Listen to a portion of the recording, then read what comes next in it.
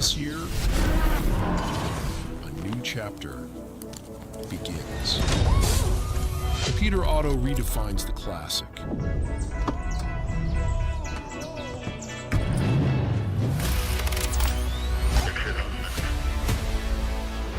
New name, a new season, for a new story.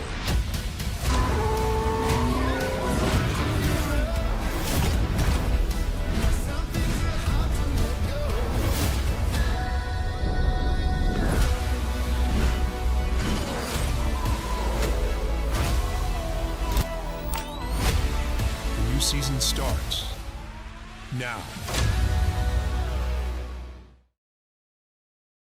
Cars doing double duty, and we mentioned this earlier on about how they are in some ways the forgotten Porsche, and yet here they are. They've done a 40-minute race already, and that was basically just like morning warm-up for them, and now they're going to do the 2 hours. Exactly, and another cluster of cars that have joined the grid this weekend are the 1965 Porsches from the 911 2-litre Cup class. We have had those at the opening round with their own race. Very, very popular field.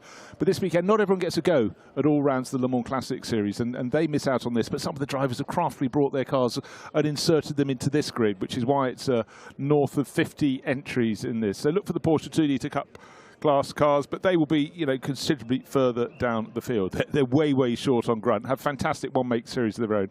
This car at the front, Olivier Galland and Xavier Galland, father and son. That's Olivier on board, who of course had that fantastic race in the Panos front-engined car just earlier this evening. But now it's the very nature of historic racing, jumping from car to car, trying to work out what's where. Eventually, after you race it long enough, you have that ability to go in and things sort of fall to hand. But for some, and particularly with the temperatures changing so much today, from very hot to this will cool down quite nicely through the evening.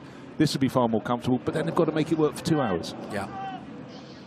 Pit stop race, of course, and it's not quite as simple as it might seem. Not all of these cars will do a full hour, will they? We've seen this before. Some will, but some won't. Yeah, it's a question of how they want to skin this one, but I think a lot of them will make their decisions on the run. And do you want to have, if you're going to have the pit stop, which you do you want it early in the race, or do you want it the other side of half time? Not that there is a half time. You don't come in and have to eat a quarter of an orange or something like you would in a rugby match. You do have to wear a gum shield sometimes, obviously, but what we have is setting sun here. Well, it's not setting yet, but it's going lower in the sky, bringing actually a bit of comfort. And what a grid of cars for the 60s endurance field. And these are the lucky ones. They've been selected to go across to the Daytona Classic later this year in November. And this field of car and the drivers, you can imagine the drivers are licking their lips. Do something different, do it on another epic circuit.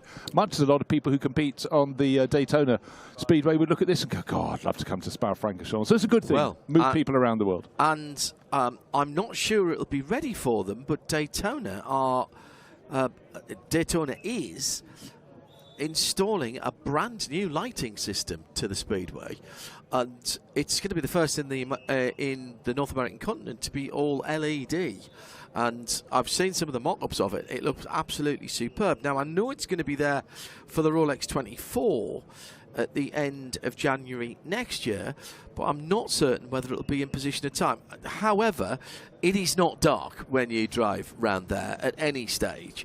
And that event is brilliant.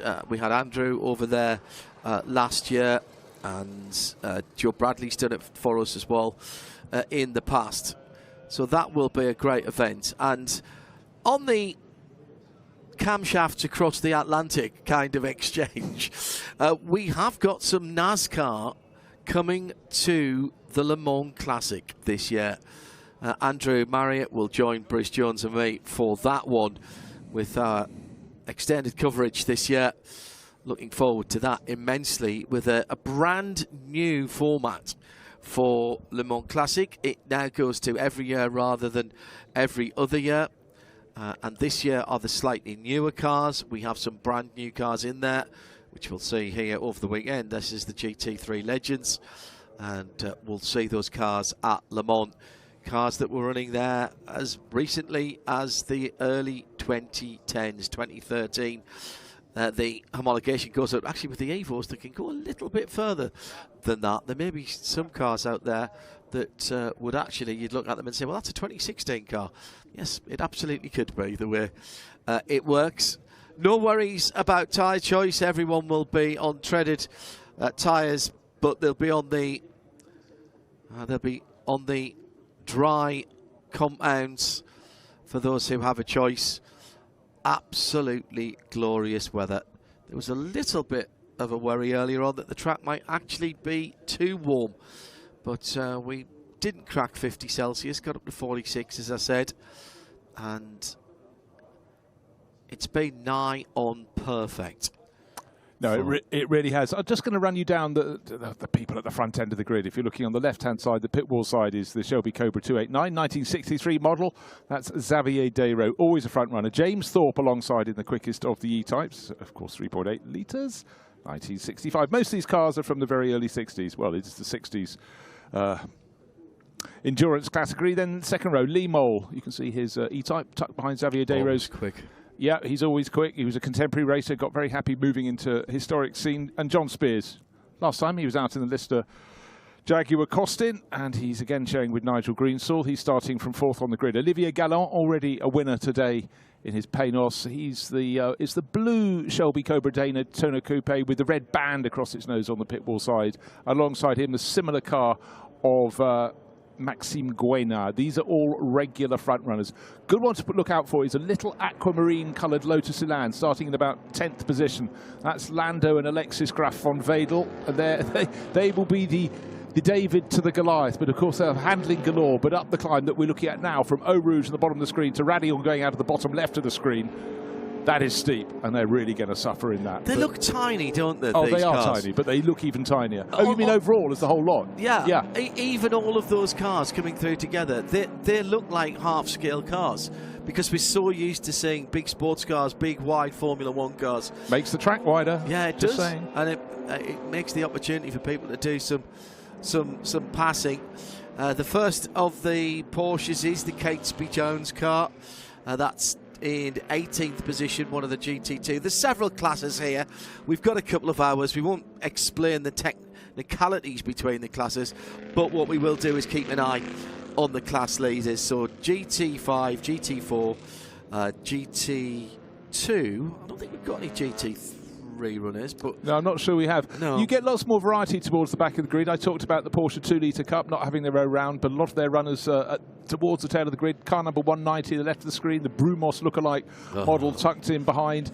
Just out at the bottom of the picture, the Morgan SLR, Simon Arabi-Gann and Callum Lockie, always, you know, giant killing, giving away horsepower, but great to have such an original car. And in fact, there's a little gold rondelle that was given to 4 competitors this year, and therefore the most authentic, i.e. untampered with since period, and that Morgan SLR very proudly wears one of those. You know, it's a lovely factor within all of that. But look, the field keeps coming, a GT350 Mustang going around Bruxelles. That's the only car that looks suitably large. It isn't actually larger than a lot of the cars, it just looks rather larger, but heat into the tyres. Just think of the front end. Look at those, synchronised almost tyre warming from the Shelby Cobra Daytona Coupes of Olivier Galland and Maxime Guénard. Is there a better silhouette than a Daytona Coupe? Really? Peter Brock's best work. I think lovely. And yet he still thinks that there was things. Every time I've ever talked to him, he became a very, very good motorsport photographer, him and his wife actually.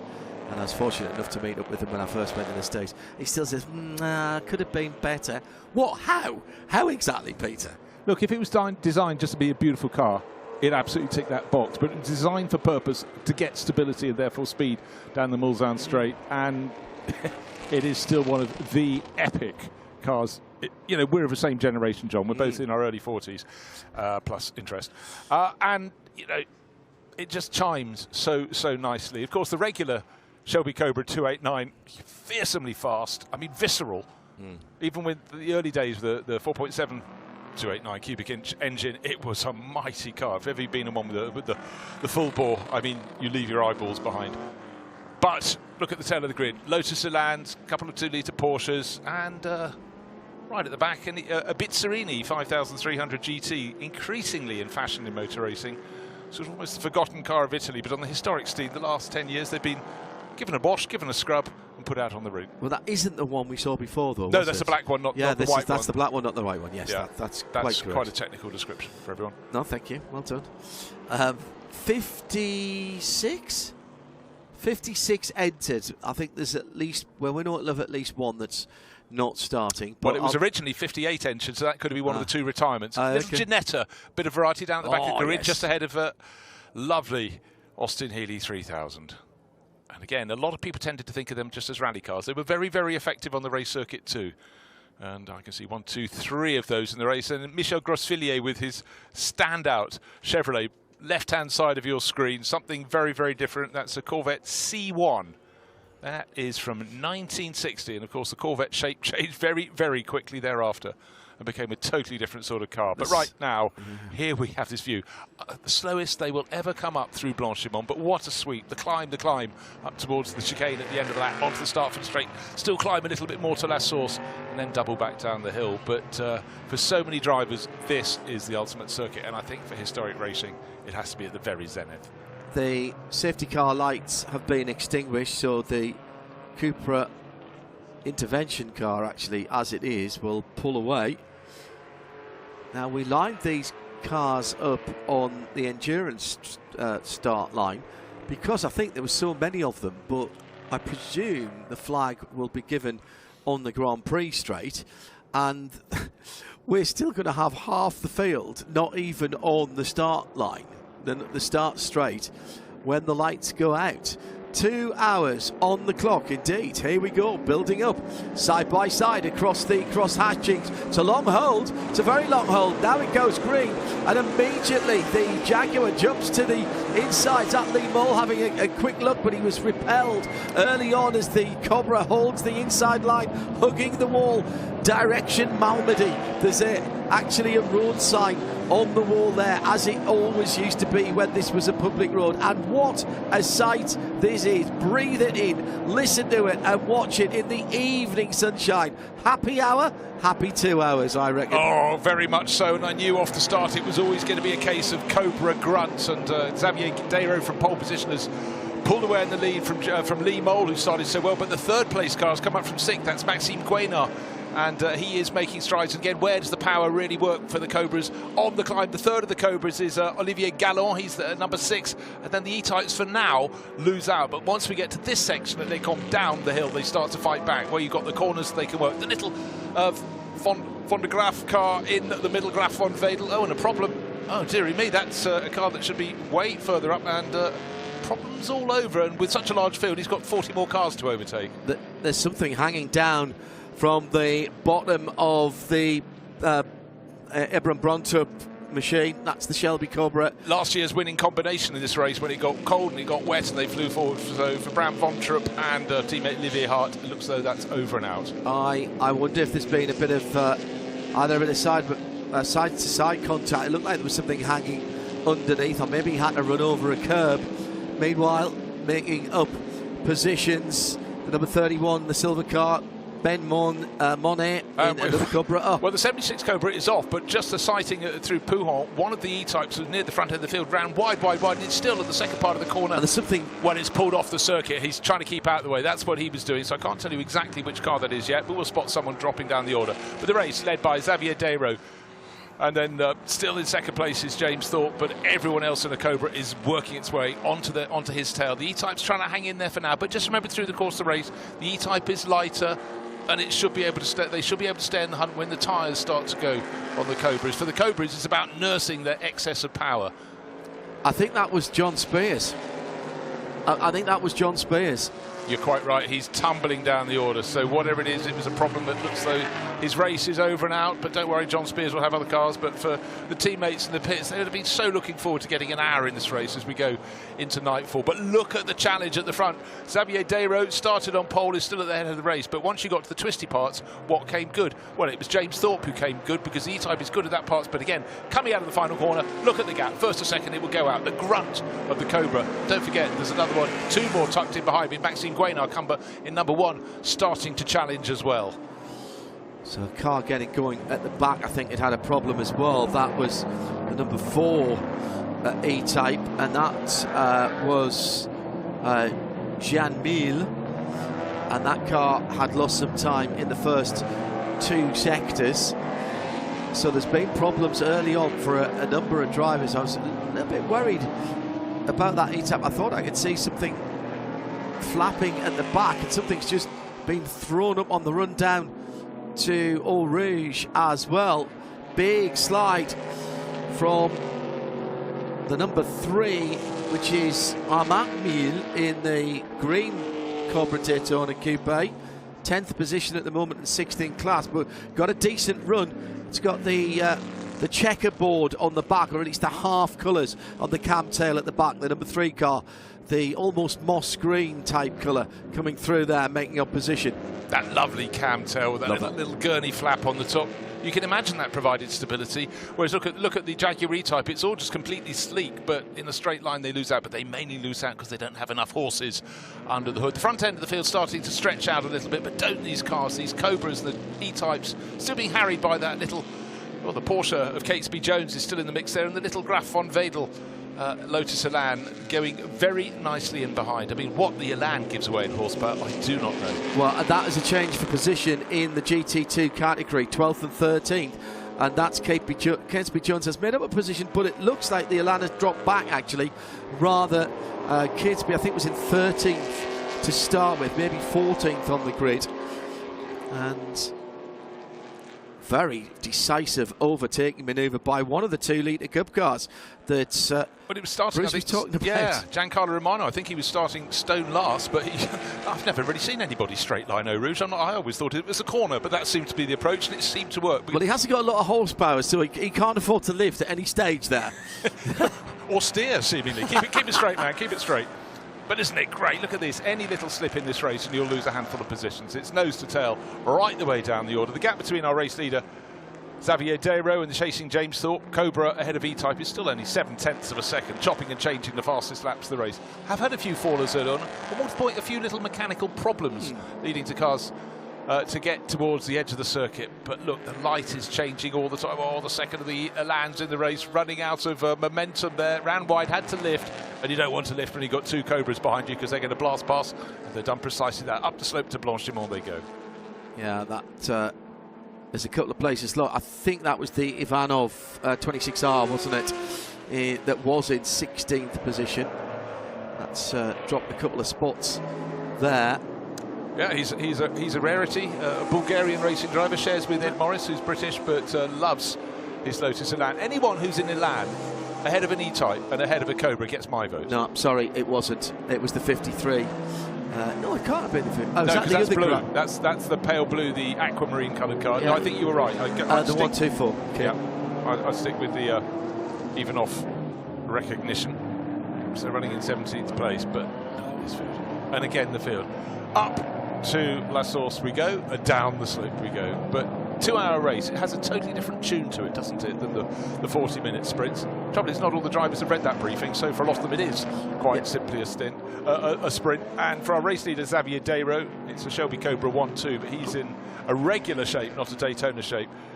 The Daytona shape is chasing in the form of Maxime Guénard, but for the moment Xavier Desro looks comfortable. Yellow flags. Oh, well, there's a car. I think there was some telltale skid marks at the bottom of the slope. And there was some debris at the top, right at the top of Radio. I think there was a white-coloured car sitting close to the barriers there. I might be just imagining it. So the car, Mustang's on the grass, don't do that. Come back to the circuit, please. So it's all going a little bit... Yellow flags right over the top of Radion and onto the Kemmel Straight. Waved yellows. So there's something gone on there. Has somebody pulled off, or is it something on the track? I've seen the last couple of laps, Bruce. I've seen something being blown around, almost like bits of debris, just as you go into the compression for Eau Rouge. And then I saw something right to the right of middle of track coming over the top of Radion. That's bizarre. Whether somebody has shed a bit of bodywork or a number panel or something, it didn't look particularly solid, and it was being blown around. Safety car. I actually thought out the corner of my eye, thought I saw the roof of a white car or cream-coloured car nosed into the tyres. But again, I saw it for a nanosecond, but it's going to be cleared up and we'll find out what it all is. But what I can tell you for Xavier Desro, he got 1.2 seconds clear, of course, with the safety car. Any advantage he gained will come back. Now, Xavier Desro still ahead of Maxime Guénard. Best of the E-Types, James Thorpe in 3rd place overall. The driver, there is a car off there, and I'm just hearing, thank you very much, from race control, that the driver is okay, which is always the greatest of news But right now, it's the clean-up operation, and that's why the safety car is out on the track to make sure everybody is safe as the whatever has gone on is cleared up. And I think there could well have been some fluid there, because maybe the Mustang, as it came out onto the Kemmel straight through that right-hand kink, we saw it running wide onto the grass, but maybe the field bunched up slightly, and that was his choice. But definitely the flags were there. Yeah, and I think what I saw at the top of the hill might have been a wheel, actually. Oh, okay. So a weighty piece of debris, which is why we're straight under the safety car. Just look at Michel Grossvillier's Corvette. It's just such a sort of space-age shape with a cutout in the rear window, and the American racing colours of white with the blue stripe. And then what's tucked in behind? Tiny little Alfa Romeo, just looking so super glorious. I think it's Dr. Fatemi's car, the 110 that's gone missing. The silver Carrera GTS. I'll confirm that in a moment. Yes, it's running slowly or stopped, and it has gone missing in that sector. So now what happens as we go around behind the safety car? Nobody can overtake, tyre temperatures will drop, air temperature is gradually dropping as well, and the drivers at the end of the race will feel they're in a different country to the one in which they started. It was certainly warm, and as everyone knows, when you're in a racing car, they are massive heat soaks. And oh, well, there is the driver out of the car, and if that's Dr. Fatemi, that's a good one. He was looking fine. Maybe the car isn't so much, but that was looking down right from the top of Radion. Exactly, from the grandstand looking down. So he's going off. So what I did see was the roof of his car, just peeping the grandstand. Is there something dragging under the front? No, it's nothing untoward. Under the nose of the number 6, Olivier Gallon, Shelby Cobra, Daytona Coupe, 4th overall. Now we've got cars at the back of the field behind his safety car as well. Two safety cars deployed. Safety cars, exactly, deployed around the circuit. One is the one we've just been looking at that's going through campus into Curve Paul Frere, and the other one is leading the leaders up to the top of the slope at Les Combes. Or is it? No, the leaders have got through. No, the leaders have passed in front of it. And that's why they've deployed the second safety car, I think. The track is just over 7 kilometres, just over 4 miles, which under FIA regulations allows you to deploy multiple safety cars. Not all series do this. The WEC do not, but I know SRO, when you're here for the 24, do. Not the easiest thing to do to keep control of 2 safety cars, particularly with a 50-plus car field. But I think that was the right thing to do, given that we had a car off and a driver walking at the side of the track. It needed to be, the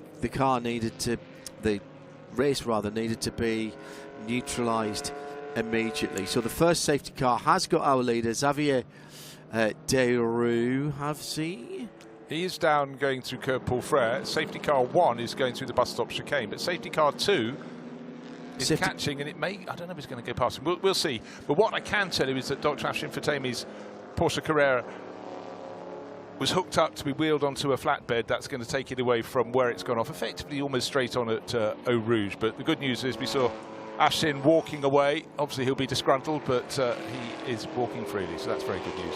Car was in the barrier, driver's left at Radillon, which is why you spotted the light-coloured roof reflecting the sunshine, and that was a wheel that had gone across the track. So smart work, thank you Ian McCarthy, and smart work by race control to recognise that danger and neutralise the race so quickly in an area that is very difficult to see on the screens. So safety car going round the first corner at La Source. And the second safety car now has our... No, it's not that's our leader. That's our leader, Xavier Deroux, with the black stripe and the gunmetal Cobra. In behind is Maxime Guéna, who just moved up before the safety car came up ahead of the E-Type of James Thorpe, and 4th in that line, Olivier Gallon.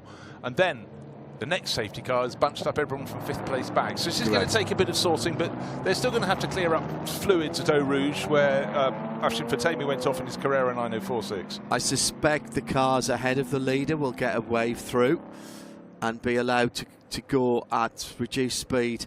There's about 1, 2, 3, 4, 5, 6, 7, 8, maybe 10, maybe a dozen cars behind the principal safety car. And the second safety car now with the bulk of the field, by far the bulk of the field. Yeah, the E-Type immediately behind is Lee Mole. He's in 5th place overall. Correct. So behind him is Benjamin Monet in his Shelby Cobra, and then Pierre Thirier in his blue with the French flag running up the nose of his E-Type. 3rd in that line. He's 7th overall, but the first 4 cars, well, it's going to be interesting how they manage this one. Do they release the second safety car group to chase after the first one?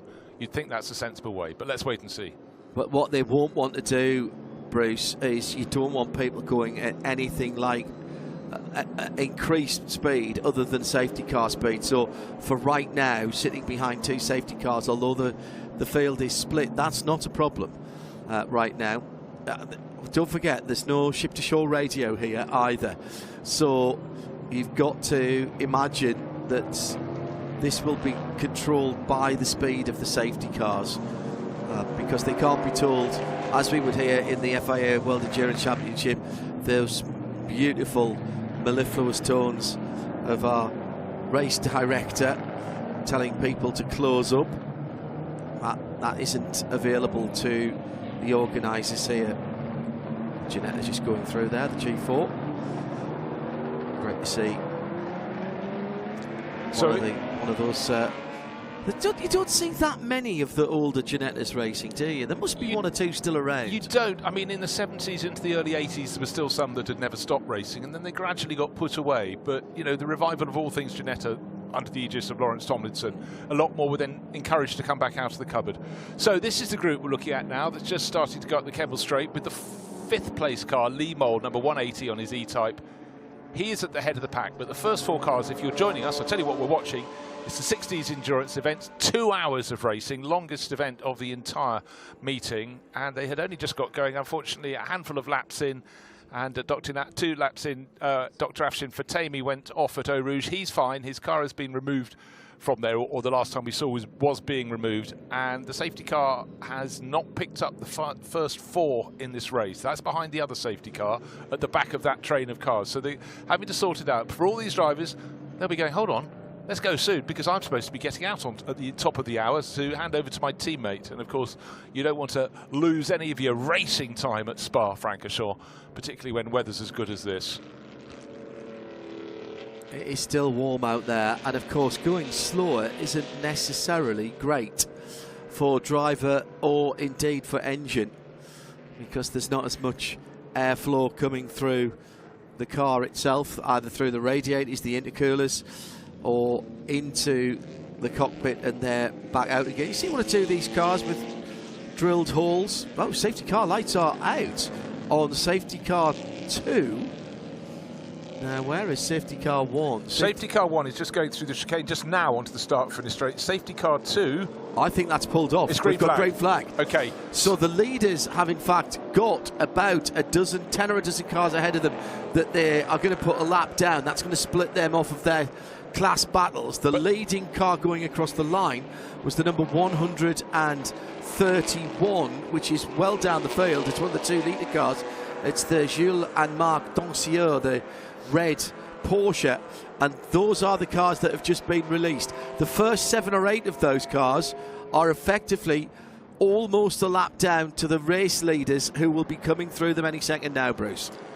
Yeah, and to give you a guide, as the race leading quartet stuck at the back of that train just as it was released, they were coming up towards the bus stop chicane, and the best of the rest were just going down towards Campus Corner. Oh, a big lock up there. Well, that has taken a bit of the life out of Maxime Guénard's tyres for sure.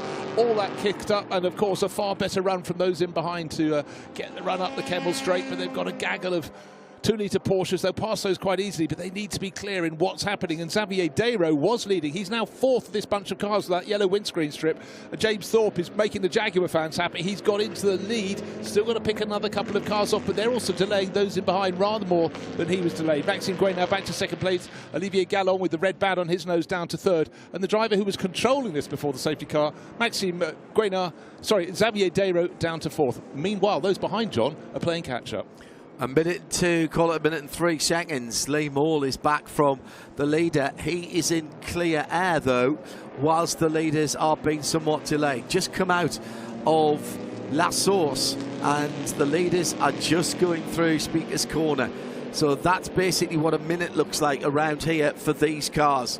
I'd hoped it would be less than that. I was trying to count the numbers as they were going up the hill after the first bunch of cars that had been released. I thought it was 30 to 40 seconds. I'm wrong.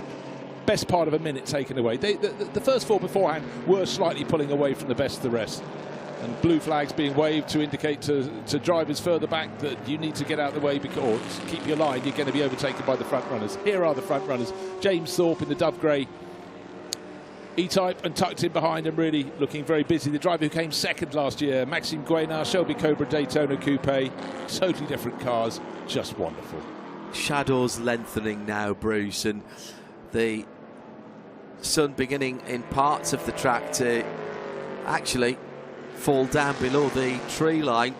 What you have to realise about Spa-Francorchamps here is it runs over both sides of a valley, so quite obviously when you get to the run through Blanchimont and to the start finish line, with the sun going down to drivers left as they come down here, you're completely in shade here and the track temperatures will drop rather quickly. Nice outside move into the final corner. Still trying to work out how exactly Xavier Dayro in the number 139 in his regular shape Shelby Cobra lost the lead on the restart. But James Thorpe in the E-Type didn't need a second invitation, nor did Maxime Guénard, who's going up the inside into the source. That's a load of grunt, but has he got close enough? Ooh. Look at the length of the braking distance there, Bruce. Steel brakes, lot of braking distance. E-Type has a look. Again, that beautiful coloured car for James Thorpe, just couldn't get it done. Watch for the witness marks on the road for where Dr. Fatemi went, and it's about there. He's gone and got the swapper on. Too much curb on the right-hand side is my guess, or just a little wiggle. Maybe, I know that sounds weird to say it, on cold tyres. There was some debris further up on the right-hand side as well. So maybe something broke on that red car. I did, on that silver car rather. I did see some bits and pieces blowing around at the bottom of the hill. Meantime, into the pit lane. It's the Kolb family car, beautifully prepared, always so gorgeous. Vincent Kolb and Alexander Kolb. Looks great, but doesn't look great because it's not going anywhere at the moment. But drivers still on board, so there's hope. Well, I know why it's not going anywhere. Fire up. I can tell you why it's not going anywhere. Because the rear wheels aren't on the ground. It's, they're actually trying to run up the gearbox, I think. But on the screen, enjoying far more form, Maxime Guénard with the power, and I must say, James Thorpe, he's clearly got a mighty good engine in that 3. He should not be able to keep up, but he's doing a very, very good job. Another driver who's made a bit of a gain, Pierre Thirier, car number 36. He's being chased up the hill by Benjamin Monet, but they've gone ahead of Lee Mole. Remember, Lee was 5th overall, the first car behind the second safety car, but he's obviously got monster at the restart as well, much as our pole starter Xavier Dayro did. But Lee Mole, there we are, the dark E-Type with the sort of white lips or cream-coloured lips. He's coming up the slope and he's trying to pick off Benjamin Monet. Monet in the 31 AC Cobra, Shelby Cobra. Of course, they were Shelby's first. It's a track that has such good flow, isn't it, Spa-Francorchamps? Particularly for these cars, Bruce. You know, it's exactly what these cars were built to do. There's still the feeling of an Ardennes country road about the track, because you know that's what it was. Of course, you're not going straight on at Les Combes and down over the top of the rise, the left, and then the long sweeping right through the village of Burnville, and then down to that banked hairpin towards Stavelot, going back to the days when tracks were competing for who had the fastest lap time and the fastest average. It went back and forth between here and Reims in France, and they cut off a little bit of a loop here and put that back. It's still there. Still there. You can still drive down and have a look at it, can't you? Oh, yeah, absolutely. Sorry, I'm just mesmerised by how Xavier Dayro was looking left, looking right. He got the move done. He does seem to have a bit more performance than Olivier Galland does at various points, and certainly is pressing on. But yes, just bear in mind, this is a circuit when, imagine now, they're going up through Eau Rouge, through Radillon, up the Kemmel Straight. As you pointed out, they didn't used to turn right and go in the interlinking section, which isn't public road, never has been, but that was what meant we could carry on racing here at Spa-Francorchamps. But on the old circuit, the full fat circuit that went past Malmedy, past Stavelot, 150 mile an hour average speed. Just consider that for a moment, particularly when the uphill return leg just had exposed trees the whole way up on the flag. So it didn't always end in a smile. Sports cars were always very, very quick here, and even into the 1970s, I think there's that stat is there about the 1000k here, albeit with some very powerful and developed sports cars, but the average speed of the sports car race here of the 1000ks was actually quicker than the Grand Prix, and the lap times were within a whisker of each other. They were. It was incredibly close. It came down to they were first with Pedro Rodriguez and a Porsche 917 to get the 150 mile an hour lap, and I think the Formula 1 average was 149.5. But just the thought of either of them running along, going through the Master King, and if you take someone along there, they go, so when you were telling this story, and I've heard it from other people, where was the track? This is it? Standing on it. Between the buildings? Yeah, that's right, yeah. But anyhow, there is still very much the essence of Spa-Francorchamps with us today, and we celebrate it, and all these drivers out here certainly celebrating loudest at the moment is Maxime Guénard. He's pulling away. I'm slightly concerned about how much he was taking out of his tyres with all that smoking through Eau Rouge and Rayon the last few laps. And maybe James Thorpe, who's looking less dramatic in the E-Type, that's just sitting in second place, may come on stronger later in the race. Of course, that has been the eternal sort of yo-yoing you get in the battle between cars with performance versus cars with handling. Problem for the little 2-litre Porsche that was at the head of the field on the restart, the Jules et Marc Dancier machine. That car has stopped in the second sector, I think down towards Curve Paul Frère. There it is on the right-hand side of the circuit. Well, good job for tucking that away as well as you can, and hopefully some people can just wheel it through that gap in the wall. There's no sign of Xavier Desraux giving up. He managed to get to the start of this lap into third place. He's back in fourth and challenging for third all over again. He's surely going to get it this time, but all the number 6 needs to do, all Olivier Gallon needs to edge a little over, but he's been very generous there and allowed the pole sitter back through. So this is a battle that will eke its way forward and back, but just remember, they gained the best part of a minute's advantage with the 2 safety cars. The first 4 cars got clear, and the rest, all they can do is just chase and really battle over 5th place. Armand Miel holds that at the moment. And it was 1 minute and 3 seconds when we went back to green. It's actually gone out to 1 minute and 7, so that's a good point that you make there. They're not catching. Well, they weren't in the first part of the race, so that margin will extend, but it was just for them, their opportunity to stay close was unfortunately taken away. They had a chance to make a little bit of time when those front runners had to go through that 8 or 10 car back of the field pack, but the guys at the front of the field made short shrift of that and have done a very, very good job indeed. So now we are next. So we've got still over an hour and a half of racing to go here, but our next thought has to be towards the tactics of pit stops. And as we mentioned right at the beginning, it is not as simple as splitting it for some of these cars into 2 1-hour runs. Well, just had a little mistake from the car in third place, Olivier Gallon, too deep into Bruxelles, and no second invitation required for Xavier Desraux. They've been yo-yoing between them. This is the battle we're looking at for the bottom end of the top 10. Car number 98, Nick Ditting, beautiful dark green car, still got the name of a former teammate, Jochen Mass, on the roof of that car. We all miss Jochen enormously. What a character, what a racer he was. Roderick and Rory Jack's AC Cobra, the 289 car, has gone missing in the first sector. Hasn't checked through. It's made it into the pits. It was new for them at Barcelona, and I think they're still having a few teething problems. Plenty of horses, maybe not all singing the same tune. And so a lot of drivers still sorting themselves out, still looking. Vincent Gay, the number 7 E-Type, he's actually gained a place. He's moved ahead of Pierre Thirier in that metallic blue one with the red, white and blue stripes over the roof. So people chopping and changing, but the first quartet, given that gift-wrapped opportunity to have nobody attack them, they are pulling clear. They were the 4 fastest cars in the field, and who knows how it's going to go. First and second, it's number 1, Maxime Guénard, being chased by number 43, the E-Type, tucked under his tail, and through the faster parts of the circuit that involve cornering, like, I don't know, Blanchimont. That's where James Thorpe really, really seems to find his form. Well, the good news is that number 63 that I mentioned has started moving again. However, the bad news is, after they'd had a look at the carburetors, they've dropped off the lead lap now. Yeah, well, when you've got 2 hours to come and play and something can be fixed, of course you go back out. It's Spa-Francorchamps as well. Well, this is the Olympian spirit as well as the spirit of endurance, because really there's an awful lot of cars here where it is not to win but to take part. That just being here, being part of the festival that is the Spa Classic by Peter Auto for the Le Mans Classic Series as we are now in 2026. There was an example as the first few cars go past the Morgan SLR, the red car just in the background, very sleek, but trying to keep out of the way and actually getting a little out of line accordingly.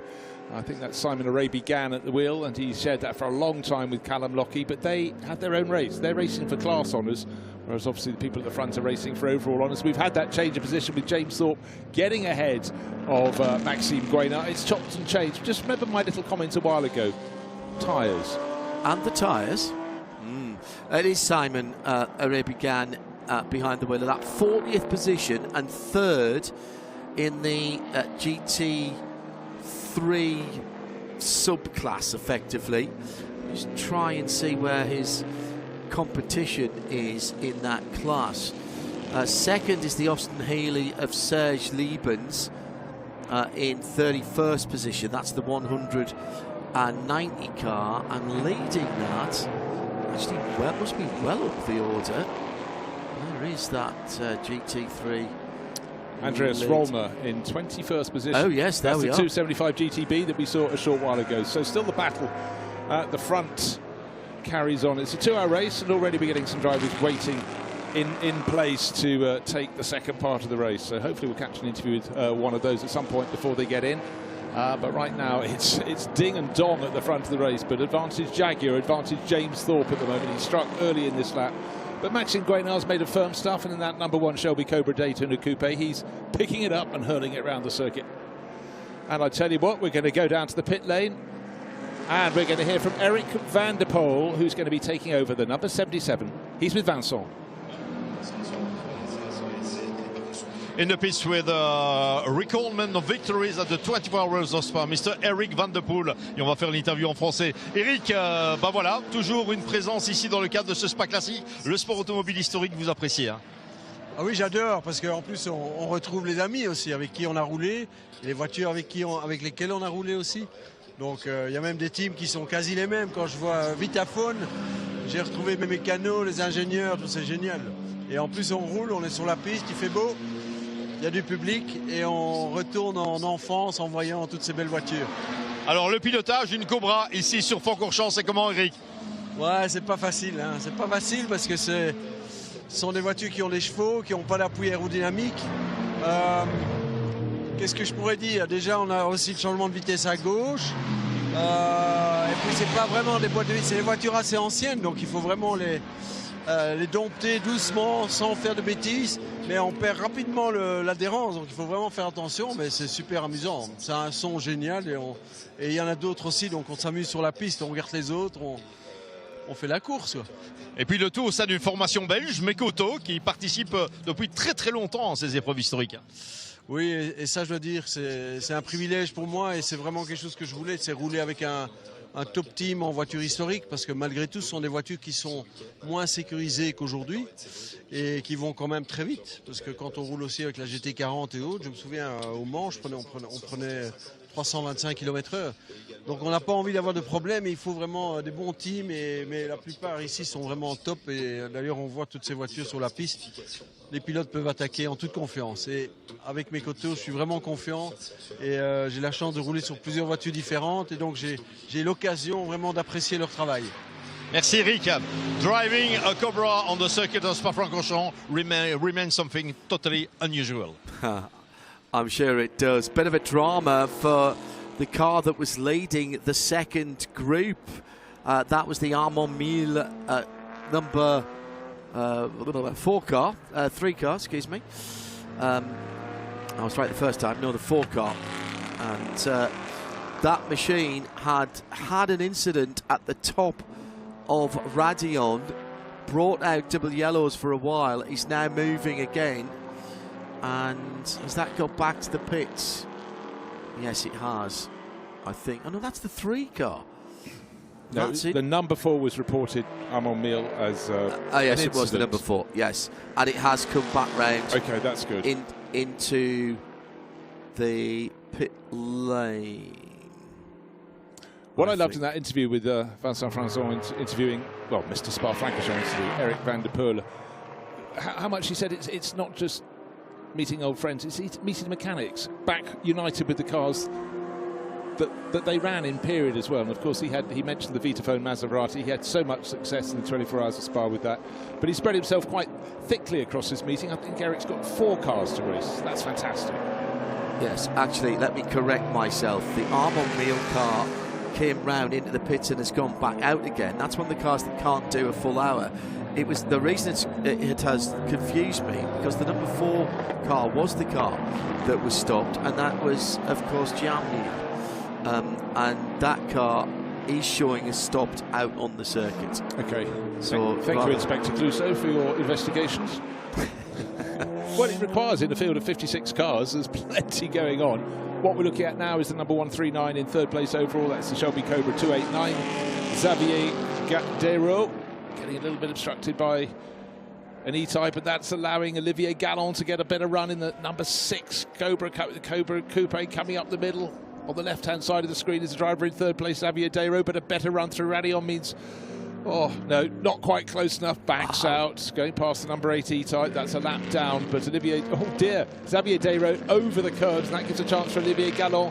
The track will bend to the right and go downhill. Oh, super close. Oh, brilliant. Historic cars sliding around corners within, what, 5 centimetres of each other, side to side. And still Fantastic. an opportunity down the hill into Brussels. Difficult downhill braking, and you've got to time that. But racing room asked for and given. Now down to the left-hander.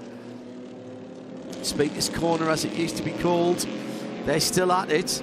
This is not over by any stretch of the imagination. Here comes the Cobra again. Goes to the left-hand side at the first part of Pouon. No, thinks differently about it. These cars, you drive them as much on the throttle as you do on the accelerator and on the steering wheel or the brake.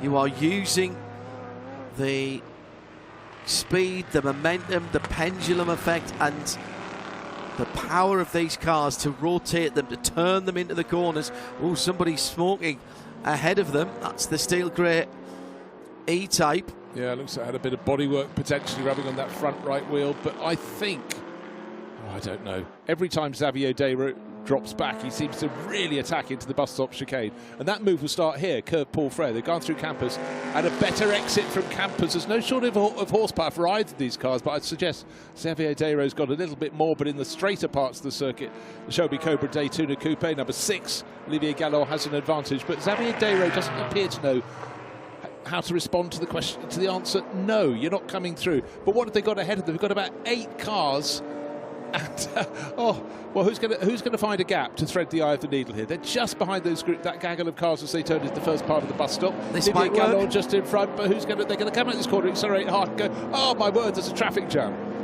But you could get 2 cars wide there, and at that point, Olivier Gallon has got the shorter line. And yes, he lost some momentum, but you can only get round some of these corners at a certain speed, and therefore he took the shorter line. He gets the advantage. The Smoky E-Type is the car that they're about to pass, as well as one of the 2-litre Porsches, and they've negotiated that, and immediately there's an advantage there for that Olivier Gallant driven machine, Xavier Deru driven machine, excuse me. As the 139 now pulls away from the number 6, the blue number 6 still coming through the traffic with the alarm there. It's just glorious though, isn't it? But even, you know, there's always the talk about all the grunt of an AC Cobra, but they're still very nimble. When you saw them hard on the brakes, particularly Xavier Dero, really skittering around as he turned into Les Combes, very, very aware of where the other traffic is around them. So they've got a Lotus Elan to pick off next. So the cars in 3rd and 4th going through Bruxelles, down the slope they go. Then they've got an Austin Healey to pick off. And here are our first 2 It's James Thorpe leading the E-Type with the yellow headlights and chasing is Maxime Guénard. Then there's a gap of about 6 seconds back, but maybe about to come down because no traffic now between this driver in third place, Xavier Desro in the 139. Look how he chucks it into Pouhon. Absolutely not just looking for a smooth arc, is just looking to flare that tail out and then just carry it through the corner. Jerry Sisk watching along. He's opined this at RSL_studio. The fading light, the engine noises of V8. Straight six, flat six, the occasional slide. Doesn't get much better than this, does it? It actually does not. We do think there's some fairly good ingredients in that combination, and we will vote to have them maintained at all times and retained. The only thing that would make this better is if we were actually driving in this. It was the 147, and that is bodywork rub. It is on tyre. And it's quite unusual to see the bodywork at the back of the car. You normally get a crimped front wing, and that's the Guy Grant car. He's sharing that E-Type with Mark Hales, and at this rate Mark may not get a race because I can understand that Guy will be feeling the tyre. Is it going down at all? If it is, of course, you'd put into the pits, but he probably wants to get closer to the halfway mark in this 2-hour race before handing over to Mark. And they've had the black and orange flag for that car just come out. What the Americans call the meatball flag. It is a mechanical issue, often called the mechanical black flag. Same regulations for that as for a black flag. You must come in and fix the cause of that at the next earliest opportunity. Now, he won't see that. Again, there's no radio, so he'll see that when he comes past the pits this time. So he will need to come in. If he doesn't, he may well be very aware of that and think, probably need to have a look at that at some stage. But he might even be able to hear it rubbing, actually. But he's got another lap after the one that he goes by.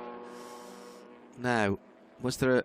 Oh, that's very close. The number 100 E-Type. That's the Berchon car against the 81 Cobra, which is Philippe Bonardel. But again, having a really, really good little scrap with the... Who else is in that mix? We've also got Charles de Villecourt in another Shelby Cobra. They're down in 15th, 16th, 17th places. So as I said, racing is the entire way down this field.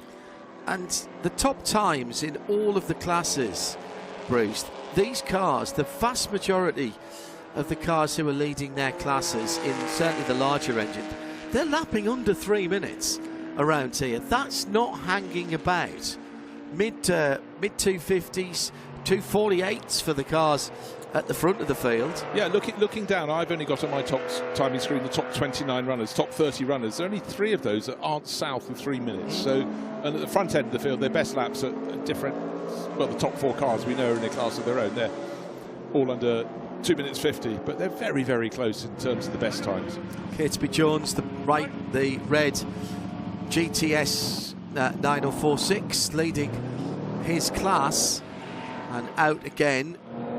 Yeah, the Pegasus Motorsport crew have got the Jack family, Cobra, back into the race. So frustration for them, but they did say it was very new to them when they were competing down at Barcelona. You can't just hop into these cars and get them right to start with. You have to work towards how they suit the driver, how to run the cars. Really good run from Pierre Thirier in that metallic blue E-Type with the stripe up over the head. He's fighting very, very tightly indeed with Benjamin Monet. Monet's in the 31 numbered AC Cobra, and you'd have to say that was a great run from the Jaguar. However, snaking away. I suppose that's suitable for a Cobra, isn't it? Very good. Didn't mean to do that. Sorry, ladies and gentlemen. That is effectively the battle for the second group lead, isn't it? Yeah, it is. Yeah. And they've got quite a gap between themselves now and the next set of cars as they plunge down the hill.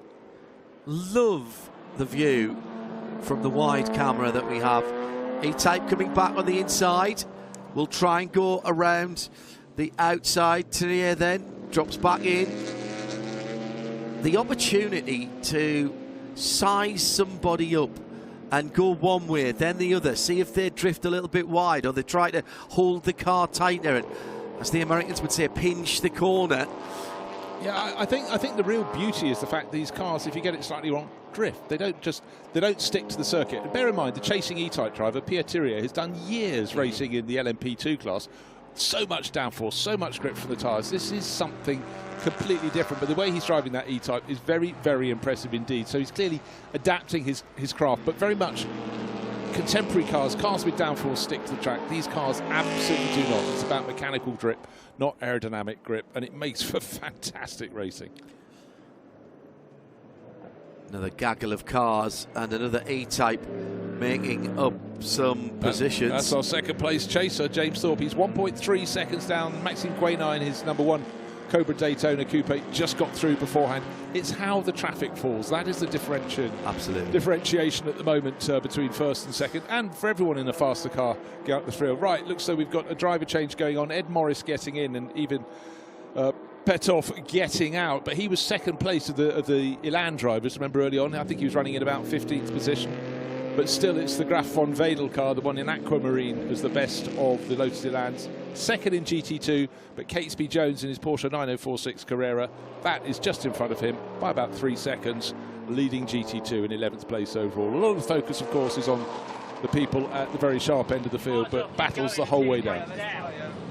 There's the driver change having been completed. Ed Morris has taken over. Well, you know what? I'm not sure. I feel that car will have a great future because the instruction came into Ed Morris, who took his hand off his wheels and sort of threw them in the air, a sort of gesture of, well, potential despair. However, maybe he's been told he's not going to head out with quite as many gears as he'd expected. Who knows? It could be that. Now, have we got another problem out on the circuit? Not listed as any yellow flags at the moment. There was a little bit of a slow sector there for the number 92 E-Type, the Mark Gordon and Nick Finberg car, but it is moving again. And where are our leaders? They're in that sort of area as well, coming back down to the end of the lap. The number 1 is leading, which is easy to spot. Rather nicely done. 1.1 seconds between the top 2 at the moment. What I love is the versatility of the cars. In the back of this trio of cars is a Ferrari 275 GTB. It's just been out in the previous race, dusted down, came in for a spot of supper, and is now in a 2-hour race. Yeah. And that's been driven beautifully, leading GT3, 18th place overall. You no way you'd expect 275 GTB to keep up with Jaguar Cobras and Jaguar Cobras, I'm tired, Jaguar E-Types and Shelby Cobras, but it's doing the best job it can. And it's leading its class. Yeah. That is the GT3 GTS 12B leader, and well inside the top 20, so well inside the top half of the field. That car is dark green. Flat colour, no metallic, polished within an inch of its life, and looking all the better for it.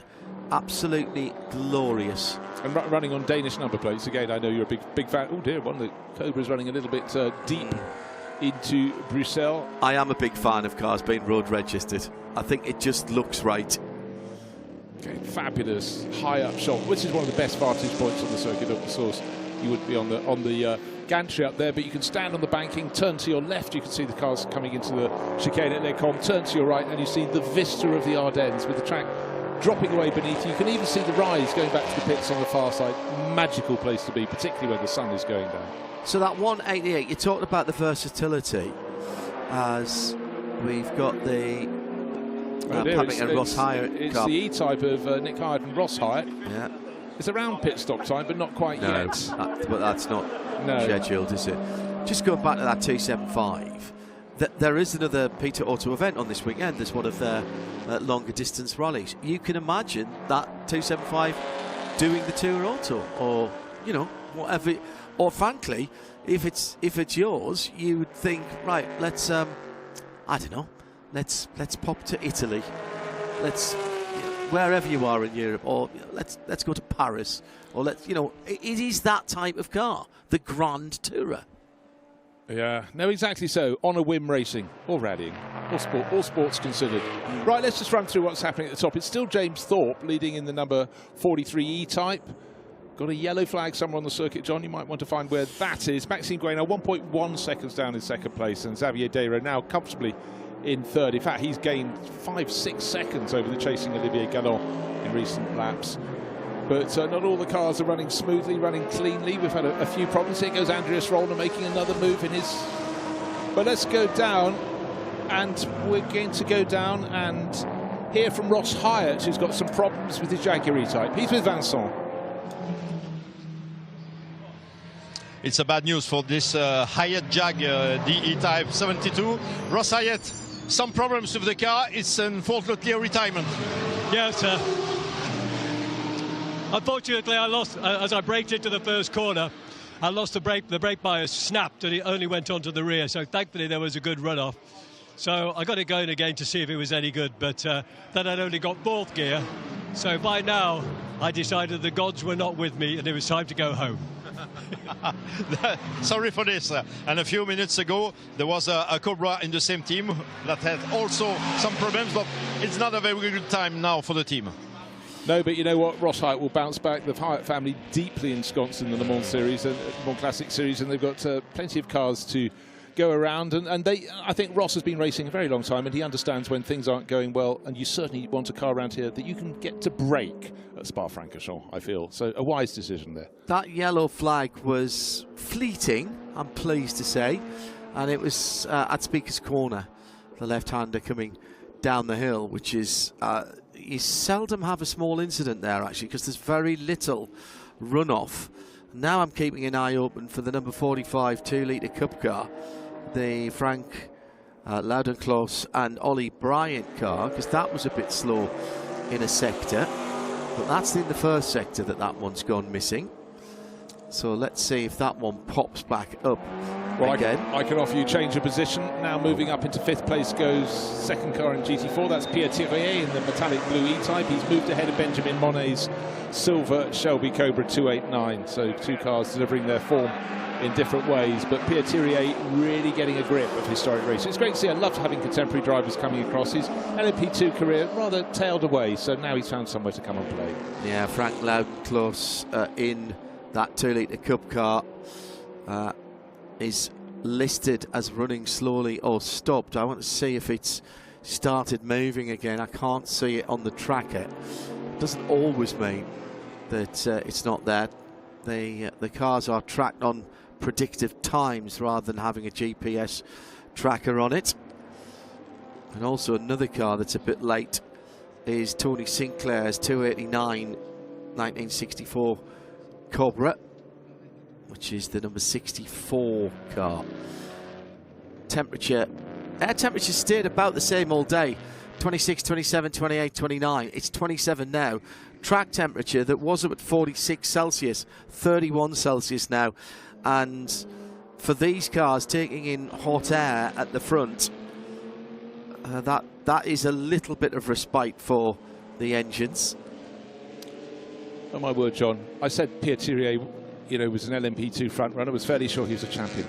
It was 2012. That's quite some while ago, so he's perfectly entitled to change his course and come and play in historic racing. But we love the fact that people do take a look at this and go, wow. But it's also, for drivers of contemporary racing, they would be blown away how friendly it is. You see teams in trouble helping other teams. There's a fantastic atmosphere. It's just a festival, really, in so many ways. Loris Hazeman's picking up the pace, does the 47.7 in the number 50, the 50 car, and that is the Bizzarini, the black Bizzarini. And at the front of the field, James Thorpe, not to be really outdone, has just done a 48.8, but that is by far the fastest GT4 category time. So there is pace out there. I'm keeping an eye on some of the class leaders as well. Maxime Guenard is a class leader in second in that number 1 Shelby Cobra Daytona. Catesby Jones now inside the top 10 at 10 for the best of the GT2 cars. GT3 is still Andreas Rollner in the lovely Ferrari, the dark green Ferrari 188. And he's parked himself well inside the top 20 at 16th. The last time we were talking about him, he was down in, I think, 18th position. He's made up a couple of positions there.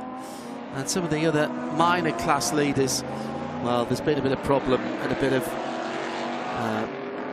culling of the runners further down the field. But those are the major class leaders, at least, as we're coming around to some pit stops in the next 5 minutes for those who can go to the hour mark or thereabouts. Yeah, the light becoming more and more magical. Depending where on the circuit, you could almost be in deep shade. That's the section of the track on the western side. That's part we're looking at now from Curve Paul Frere as you go up the slope towards Blanchimont. That part of the track is in shade, and a little bit of cool is coming into what's been the end of the third of very hot days. Practice on Thursday and then qualifying yesterday, Saturday, today, and the atmosphere and the number of people at the circuit have grown and grown and grown. It's such a festival atmosphere, but right now it's all eyes on these fabulous cars in the 60s endurance race, and they are having a huge amount of fun. Right, our race leader is coming right onto the tail of the car in 16th place, the green Ferrari 275 GTB of Andreas Rollner. He's leading the GT3 class, but again, performance advantage clearly with the more tailor-made cars like the E-Type, and James Thorpe keeping the tight line up to that source he goes. But you know what we saw in the earlier races, the 275 GTB isn't short of ponies under the bonnet. And he's listed as driving that on his own again, isn't he? I mean, if it was mine, I wouldn't want to let anybody. I'd not be sharing my toys. No. Here comes the GTS into the pit lane. This is the GT2 leader, the number 194, the red Porsche Carrera. Yes, that is a Porsche. If you're just joining us, and you get that isn't a Porsche. What's that made out of? Well, this was their answer to some of the more specialised cars, particularly for Grand Tour type road racing, and engines in the middle. So think of, I suppose really you could think of a GT4 Cayman, and it was a bit more even specialised than that back in those days in the mid-1960s. And Porsche decided to build a car around the engine, but move the engine into the middle rather than hanging out over the back axle. They are quietly, say this quietly, they are quietly considered one of the best handling Porsches that there is out there as a race car.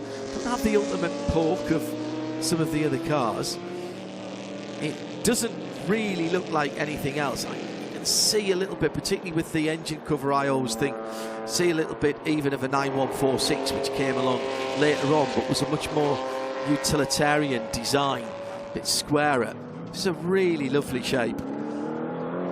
And now, did Catesby Jones get out of that? So is that Nick Padmore? So I think it's Nick Padmore. If it's a blue and green helmet, yeah, I think that should be him. So, and also in answer to your question, Andreas Rollner is going to share with Lars Rollner in that 275 GTB as they had in the previous race. But there is a lot of horse trading. A lot of people say, no, I want to do the entire race on my own. But, you know, I would have thought a 2-hour race very sensibly you share. Little red Porsche of the 2-litre Cup still tucked away at the bottom end of the circuit, but it's out of harm's way. Right, what's happened at the front of the race? Well, the last few laps have been very good for James Thorpe. He's now, the car we're looking at going up the slope is in second place. He's 3.3 seconds down in second. So I'm afraid for Maxime Guéna, maybe he did slightly worse in traffic, but I reckoned the way he was punishing his tyres early in the race, getting very sideways in Eau Rouge in his attempts to catch and match James Thorpe. Here's James Thorpe, car number 43, doesn't want any interference from the number 85 AC Cobra, doesn't get any. And still this battle for fifth place is raging. The 36 E-Type with Pierre Thirier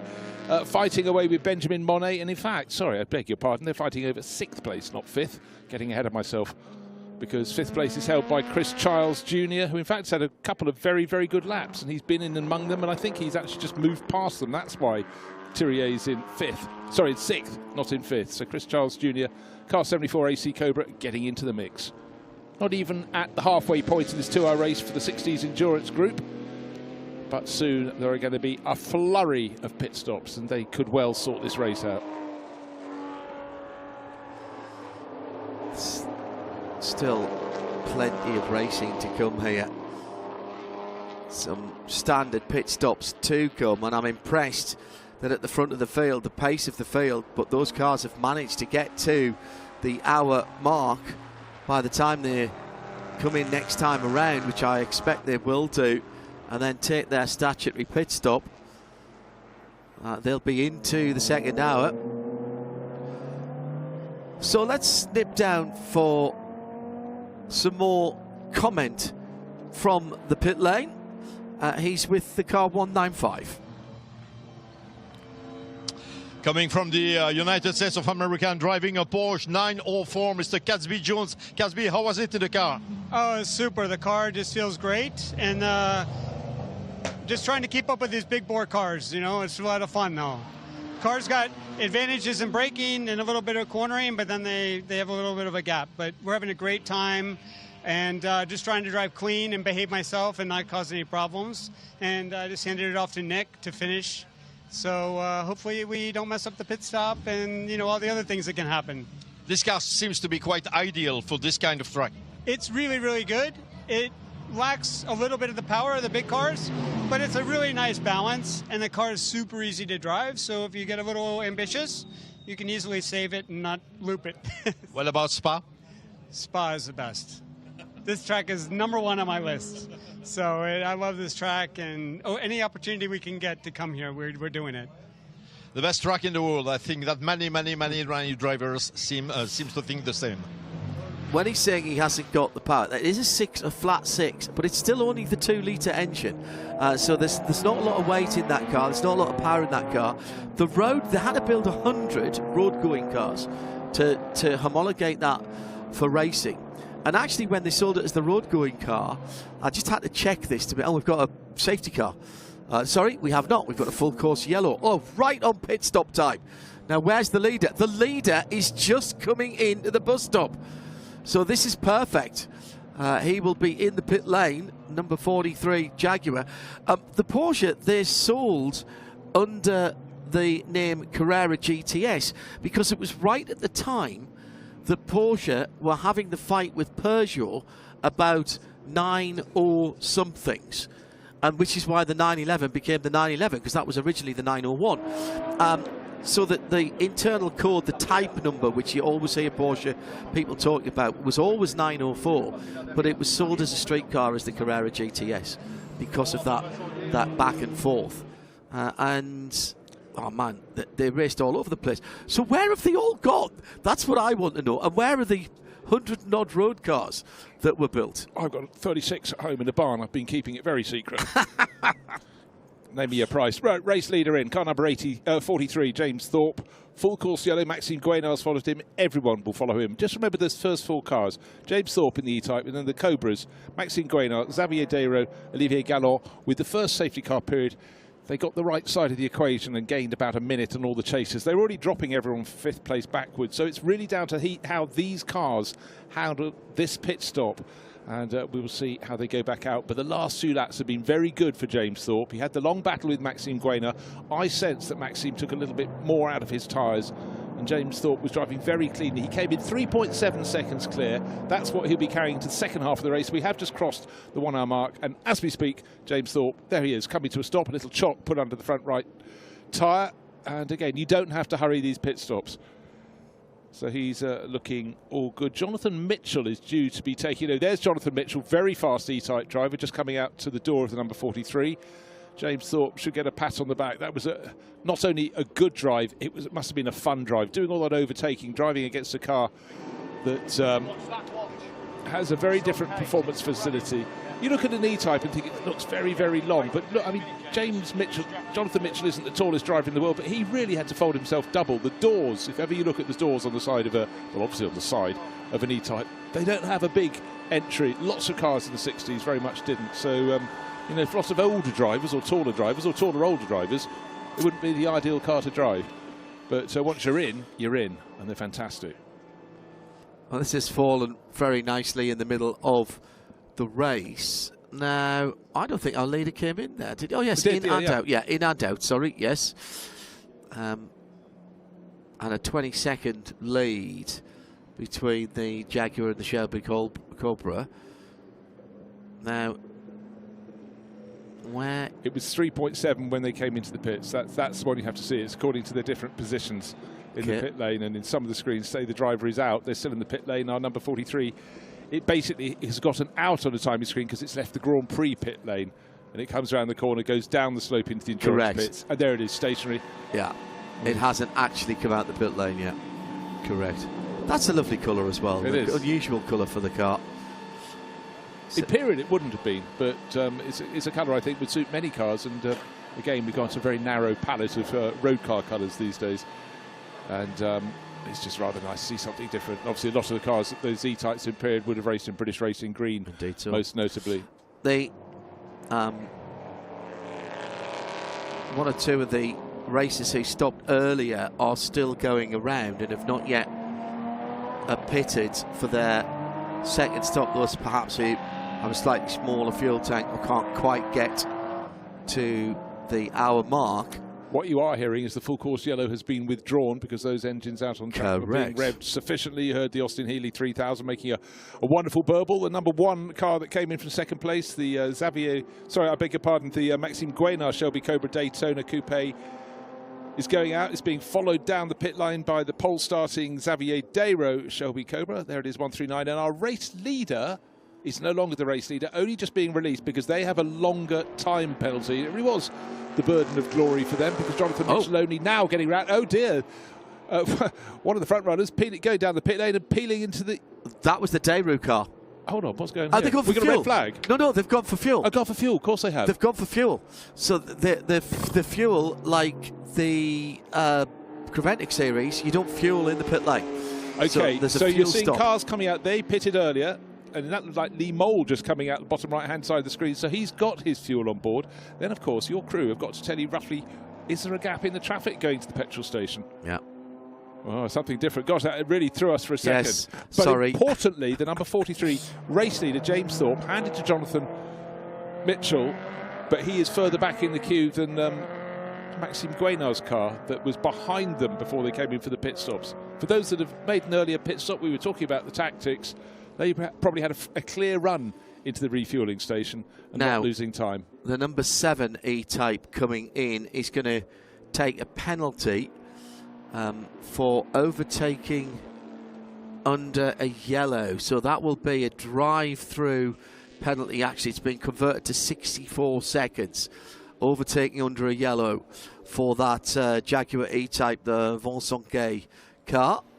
Well, I thought I had Vincent down as the sole entry, but I spot someone with the Union Jack flag, Union flag on their helmet about to get in, so can't tell you who it is. It was about Ollie Bryan, but Ollie was due to be racing one of the 2-litre Porsches. But let's head back down and hear what Vincent has to say. He's with the 43 crew of James Thorpe. It was a great scene for Jonathan Mitchell with car number 43, this Jag. Jonathan, first position, P1 after this first stint. Everything perfect. Yeah, everything perfect. Car was superb. Conditions couldn't be better. I think we got a bit of a win behind the safety car, a few of us. So, yeah, we'll see how James can finish it off. But car's in good shape. Brilliant. How was it with the Cobra of Xavier Dayro? A lot of fun with Xavier.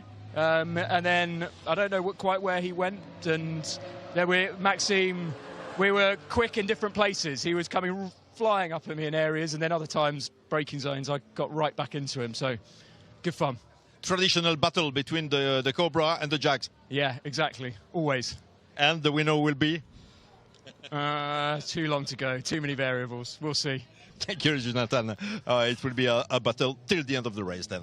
Which is 53 minutes away. Yeah, thank you very much. You can tell that Jonathan Mitchell works in the City of London in the financial things when he's talking about variables, and also answers a question. We thought Jonathan Mitchell was getting on board, so James Thorpe has taken all the accolades that for Jonathan's performance, but we can only go by the timing screens. So now let's clarify. James Thorpe has got on board number 43, but as we saw, it was later into the refueling area than some of the cars that came in the pits behind it, so a net loss. And the Roderick and Rory Jack Cobra has been black flagged again, still smoking from the back of that 289 engined car. And that's something I haven't seen before, somebody having to chase the leaf blower down the pit lane. Which was propelled by its own blow. Well, as you can see, drivers getting out of cars quite warm. Think what it would have been like earlier in the day, and it's something when your core temperature goes up. That's Vincent Gay, I think, and he just needs to have a moment and cool himself down. It's very, very difficult because you'll be racing hard. What was popping off there? That looked like a transponder that popped off the back of whatever car is in front just of the number 1. Which it's one of the 2-litre Porsche Cup cars. It was a little black box with a wire on it. The ping.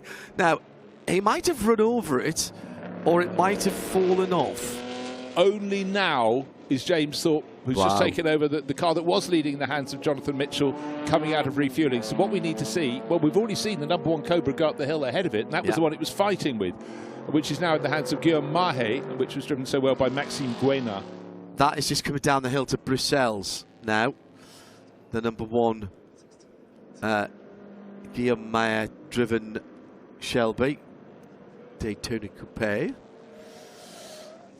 Well, James Thorpe has got into the action very early on, so no heat in the tyres. He's going to have to just recalibrate. That's up at Les Comps. If you're going to lose it anywhere, that's probably not the worst place. There is a bit of runoff ahead of you, but there's a wake-up call, and now James Thorpe will have his eyes wide open for the next 51 minutes. Yeah, it's got one of the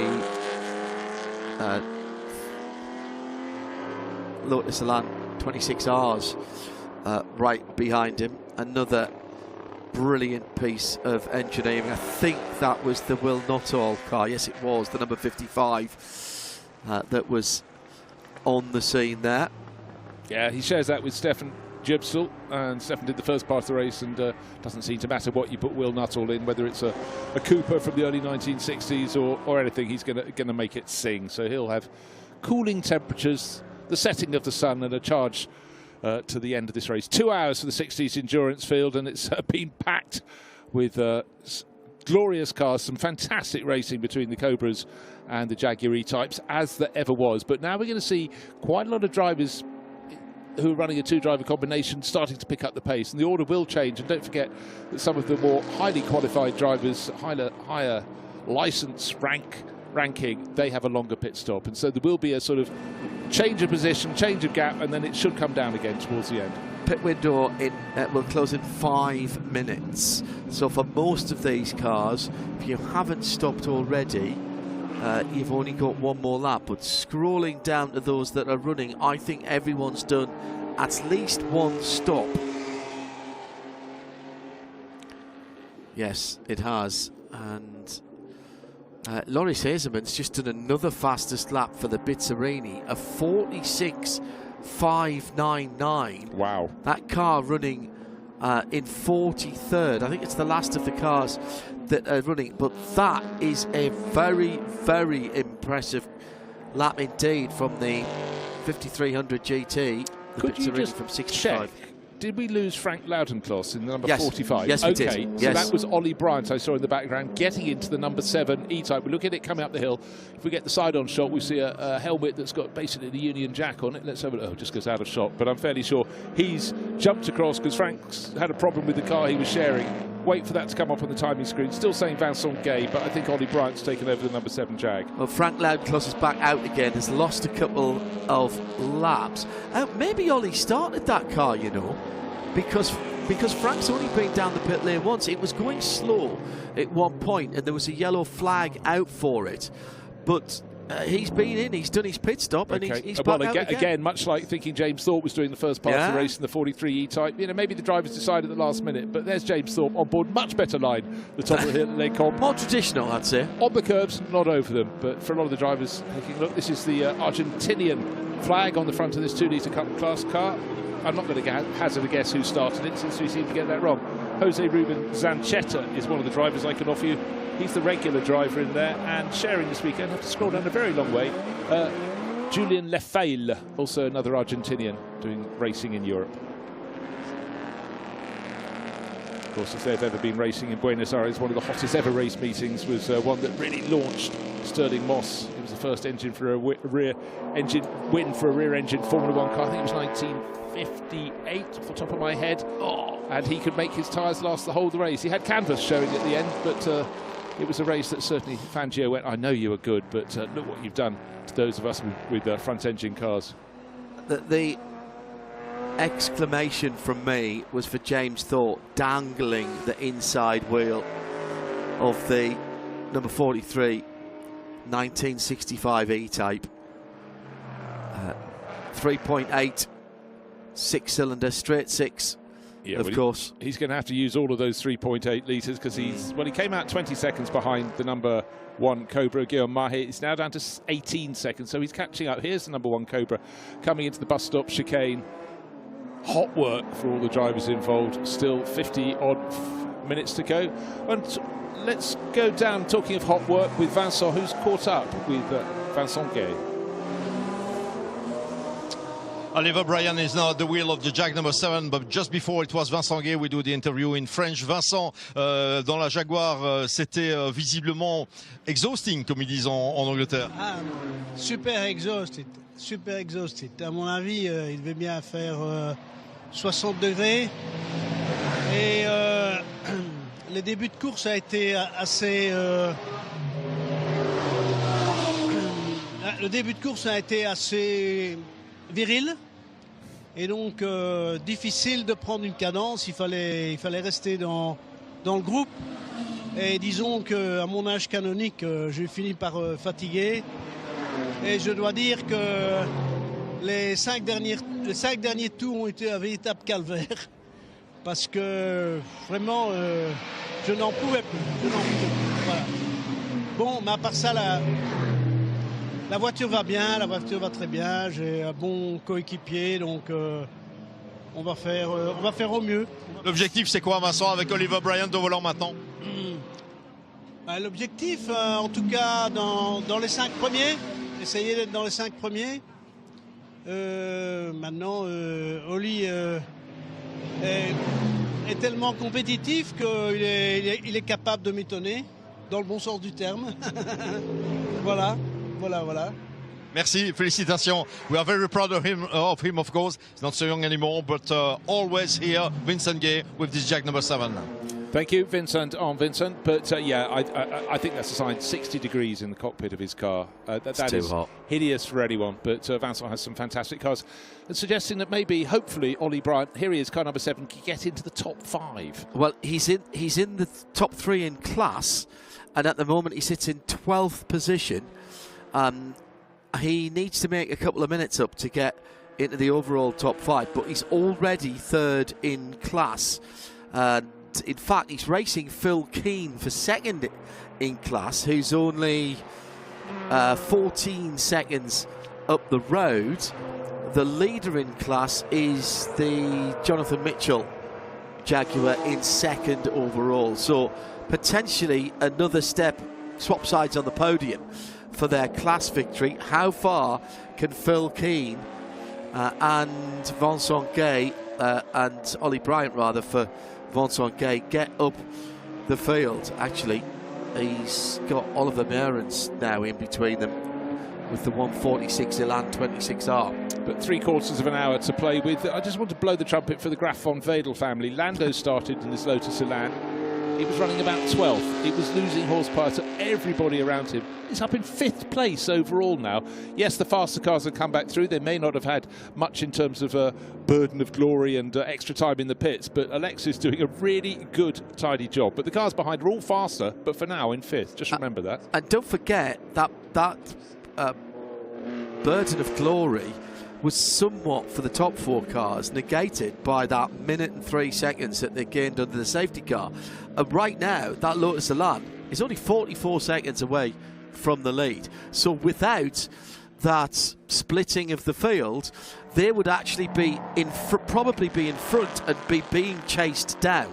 And that's the point of the burden of glory, that you get these races. It's not exactly a handicap race, but it gives some of the other teams an opportunity to be in the front and get their time in the setting sun, as it is here. But that Elan is being pedalled with aplomb. Well, another one, car. Yeah, another one going very well. We've just seen it making its move. Number 146, Olivier Meurens. He's in 11th place overall, so he's still got some quicker cars behind him, and that's the car that's being hunted down by number 7 E-Type with Ollie Bryant, Vincent Gay's car. I don't know if Ollie knew before the start of the race he was going to be called up to take over from Vincent, but certainly Vincent was looking really rather warm sitting there. I would be in exactly the same condition, I can assure you. Right, Jonathan Mitchell playing catch-up.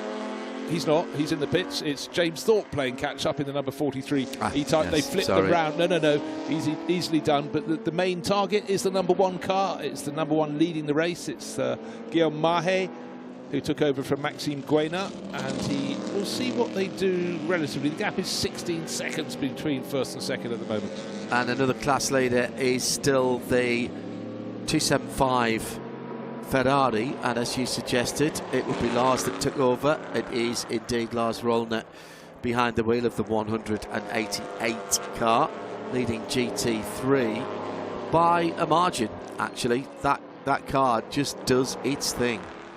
Yeah, next in class is about 13 positions further back. In fact, precisely, so 13 positions further back. Austin Healy of Sedge Liebens, car number 161. But so an MGB, is that a rotation? No, I tell you what, it's an Austin Healy, red with the white roof. I think had a rotation between Campus and Paul Frere, but has hooked it up and is going again. So yellow flags out for a moment, white flags out at that part of the circuit as someone is going slowly. And you were mentioning the Alexis Graf von Wedel car, and it's absolutely being leaned on at the moment, was hassling the back of a much faster car, having been very committed at the bottom of the hill. Ginetta coming through. That's Thomas Ward on the move, and here comes the Graf von Wedel car. Just wait a moment, it'll be round. Well, he's just caught and passed that E-Type that is behind him now, and that was all done on commitment to corners. Just absolutely incredible. Pulls out another elan and a half, maybe 3 elans worth, because that car is being driven absolutely as it was designed to go.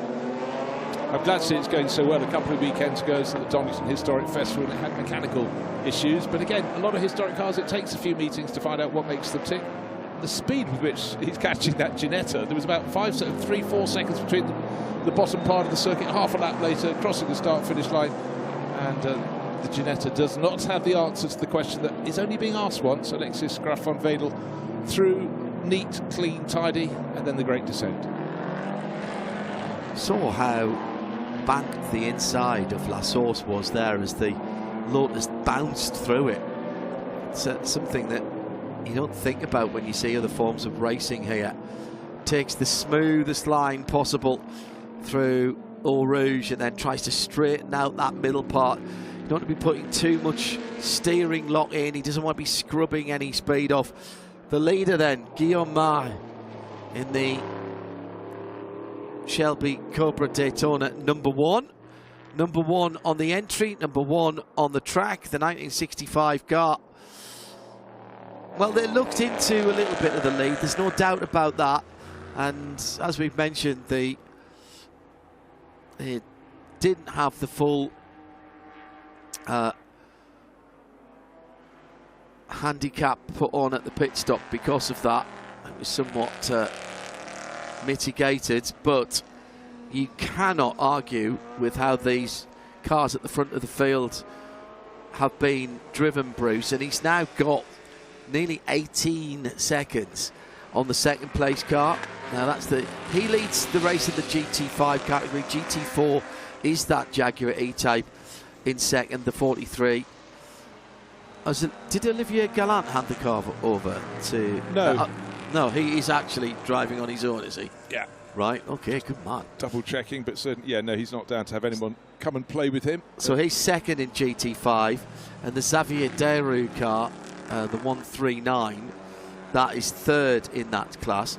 5th overall, and effectively leading the chasing group, the group that were delayed because of the safety car split, is that Lotus Elan, and leading that GT2 category. That's an outstanding run for that car. This is a car who, in best lap times, is only 4 seconds away from the Shelby at the front of the field.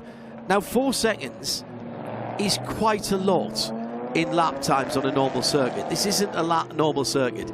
That's a second a mile and well under a second a kilometre around the Spa circuit, where that Lotus really, with the climbs in particular, it shouldn't be shining, but where it does is in the twisties, and it is being absolutely flung at the corners. It's brilliant stuff to watch. That really is, and it's so much smaller than the front-running cars, so it has more space around it. But for the Graf von Wedel family, an aristocratic family from Schleswig von Holstein, really coming on so strongly. Great to see an Elan in a different colour. It's lovely to see it in an aquamarine colour, but well clear of the best of the rest. Still 14 seconds clear of the chasing Benjamin Monet Cobra, which has so much more horsepower. Baz Janssen is next in line in another Cobra, but at the moment, I don't see any answers to the pace of Alexis Graf von Wedel. The clock is counting down. 37 minutes remain out of a 2-hour race. But the top 4, remember, not long before the pit stops came around,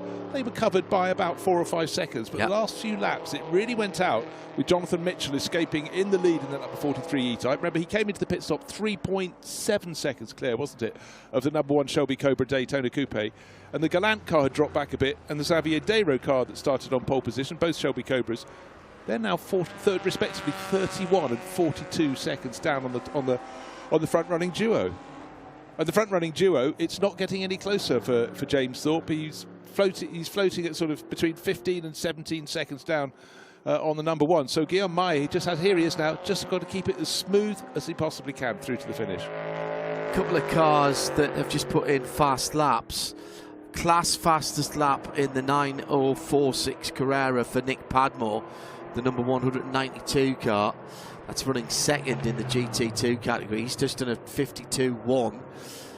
And Phil Keane has just put in a 48.8. Backed that up with a 48.9, which was the quickest for that car. That's second in the GT4 class, that car being the Jaguar E-Type, the 1965 3.8, the number 180 car. Eric van der Poel is now behind the wheel of the number 77 Shelby Cobra. So it's 11th in class, 23rd overall to 56.757 for Eric.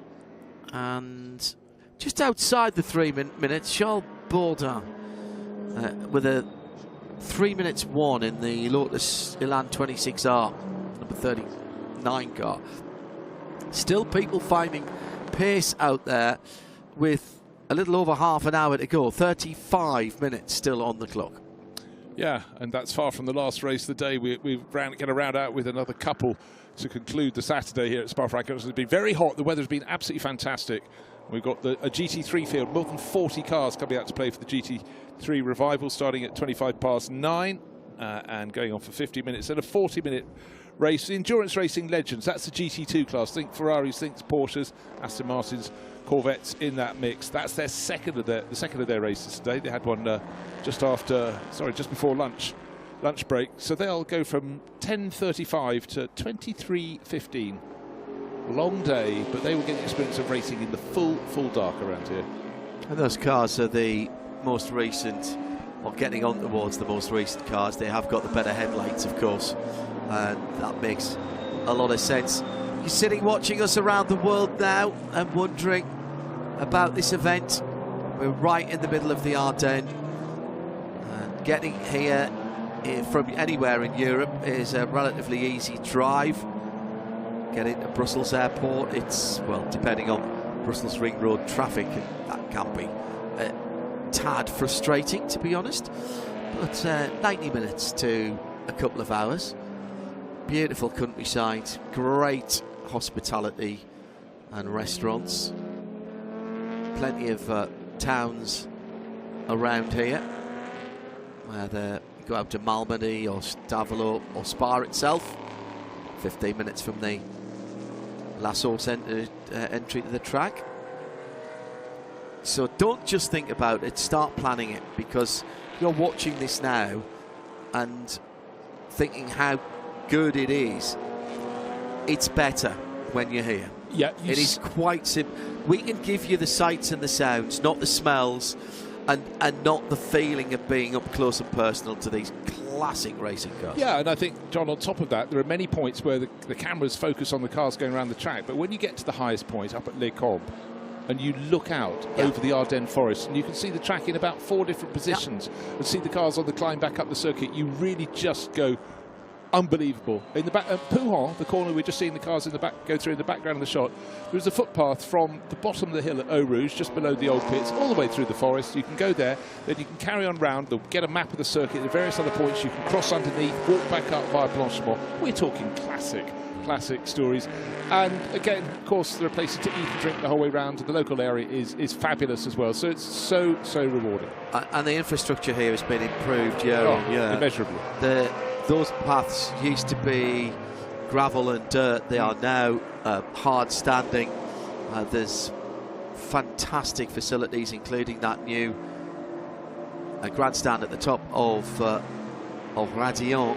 Another fastest lap of the race in GT4 for Phil Keane, down to a 48.0 now, and Alexis Graf van Wedel still pushing on. Now only 16 seconds away from 4th overall, but not gaining, but at 50, not getting that time. A 53.6 for that Lotus Elan S1. 2 minutes 53.6 for that Series 1 Elan, which is the leader in GT2. That to me is, I think that's my performance of the day. And they might have been further up, save for the safety, being on the wrong side of the safety. What they could have done at the start of the race, I seem to recall them running in 12th place, giving away horsepower in every direction. I thought, well, I'm afraid there's only one way this is going, down the order, but somehow it stayed in there. Of course, the first 4 cars were given a foot up by the timing of the safety cars, and of course they'd have grabbed that with both hands. But there is the Graf van Wedel car, Aquamarine Elan in the background of the shot. Another Elan up ahead, but not up ahead in the timing screens. And then the big Cobras still rumbling their way around this course. Uphill, down dale, car 64. That's Tony Sinclair. Tends to run his cars in a sort of dark metallic blue, and that looks fantastic. I like that. In the setting light. I approve. Yeah. It just so happens that my cars are varying shades of metallic blue. And so is mine, as it rests. It's your TVR metallic blue, is it? Oh, yes. Oh, lovely. And again, if you come here and you don't just love racing cars, you absolutely love all sorts of cars. In the paddock, there are so many car clubs, and a lot of them get to take to the circuit at various points and do a few laps here in between watching the racing. There is an awful lot to like, and such a festival atmosphere. Gosh. Okay, that is a car, the Graf van Wedel car with Alexis at the wheel, that is teetering. Not on the brink of oblivion. That is controlled excellence to the outside of the circuit. He can put it anywhere, and he does. Was that one controlled slide all the way through Pouhon 1 and 2? I fear it was. That is absolutely top draw. Top draw. I mean, about the only car in this field that could manage it in terms of its handling would be a well-driven Lotus Elan. Even the 2-litre Porsches that aren't as nimble, but they don't have the grunt either. Hard to do it in that. But I mean, this is pinpoint. Words fail me, which is not very good when you're a commentator, is it, really? Gives everyone a break, John. That's true. Right, talking about leads, though, Guillaume Mahé has gradually eked out by about a second every 2 laps ahead of James Thorpe. So the number 1 Shelby Cobra Daytona Coupe continues to lead. Is now 21 seconds clear. And that looks as though that is that. Jonathan Mitchell did that outstanding opening stint in the 43 E-Type. But here we are, look at that number 53, Alexis Graf van Wedel, Lotus Elan, going high, wide and handsome and almost popping in the pit to say hello. So busy waving to the driver he just got past, even though he went off the track coming out of the bus stop chicane. Perfectly happy as he gets past that Austin Healey 3000. And he's catching the number 55 Lotus Elan to put a lap on it. That's one with Will Nuttall on board, so that's going to be going as fast as it possibly can as well. Will's down in 17th place, but in 5th place. Will will be astonished to have another Elan come past him, and pass him it will within the next lap. Race lead 20.5 seconds. Guillaume Mahé still from James Thorpe. Car leading GT3 is about to have a lap put on it by the Graf van Wedel Elan. Up the slope they go, and you think at that point, surely that Ferrari has got plenty of grunt. We've seen it show plenty of grunt, but the speed with which corners can be negotiated by the little Lotus Elan, particularly in the hands of Alexis here, is certainly very, very impressive.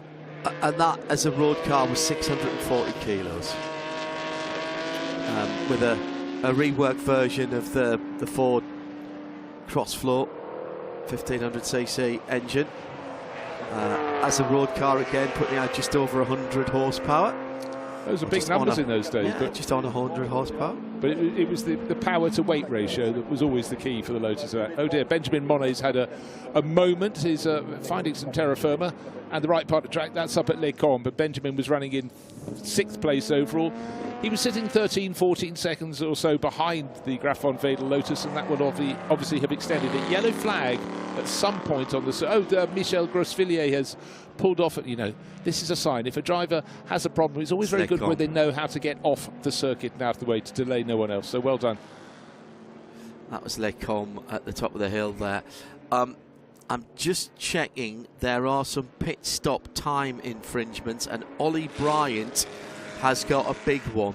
It was a pit window infringement, actually. That's 165 seconds for the number 7. So that's going to drop them down the timing. Let's see. I think they might have come in just before the pit window opened, because certainly you saw Vincent get. He was one of the earlier cars in the pits, and Vincent might have thought, I just can't do another lap. So here is the number 7 Ollie Bryant-driven car, up to 10th, but that's going to hurt, the penalty. And that Monet Shelby Cobra is another one, but that's only 18 seconds, 1-8 for the number 31 car. That may not even cost it a position. He's got a comfortable margin back to the 7th place Cobra with Jansen on board, so that shouldn't hurt too much. I'm just trying to work out. I don't think that Ollie Bryant, even at that, well, that might just drop them off the podium in class, actually. It's the Jaguar E-Type in 14th position. They've got to look out for Philippe Lanois. And also the number 21 Healy, the Beauvais Draper car, that's got a penalty as well, but I think that car's a little bit further down, having already had its travails today. Moving into the last 25 minutes now, Bruce. Well, it's been such an interesting race. Brilliant sprint at the start, but very early on it was delayed by the moment for Dr. Afshin for Tammy. He walked away. His car had to be flat-bedded away from having an incident at Eau Rouge, but that was the good news. But then what happened, of course, in this race, the safety car did not pick up the first 4 runners. They were already pulling clear, and then it gave them a huge advantage. Ollie Bryant's just gone past the number 98 of Nick Ditting for 9th and 10th position. They're basically fighting together. They're running up the order together, and I think it might have actually been regaining a position. They've been chopping and changing, but certainly the E-Type is in front. But Ollie Bryant, just don't tell him about the penalty. He's going as fast as he possibly can in that number 7 E-Type. One of the others in front of him just keeping out of the way. I think that was a very wise thing, because the pace of this young British driver, again, talking to him a while ago, he said, I can't believe that we're going to have a GT3 revival series. I raced them in period when they were new. And he said, I'm not that old, but I'm suddenly feeling it when a class I actually shot in is now a historic class. GT3 is, in fact, our next cars out onto the circuit this evening at Spa-Francorchamps. Well, we were talking to Nick Quaife for Le Mans, Classic Le Mans last year, weren't we? And he was talking about being offered one of his cars, maybe it was the year before, being offered one of his cars and wondering what he was going to do with it, and that was before the series was announced.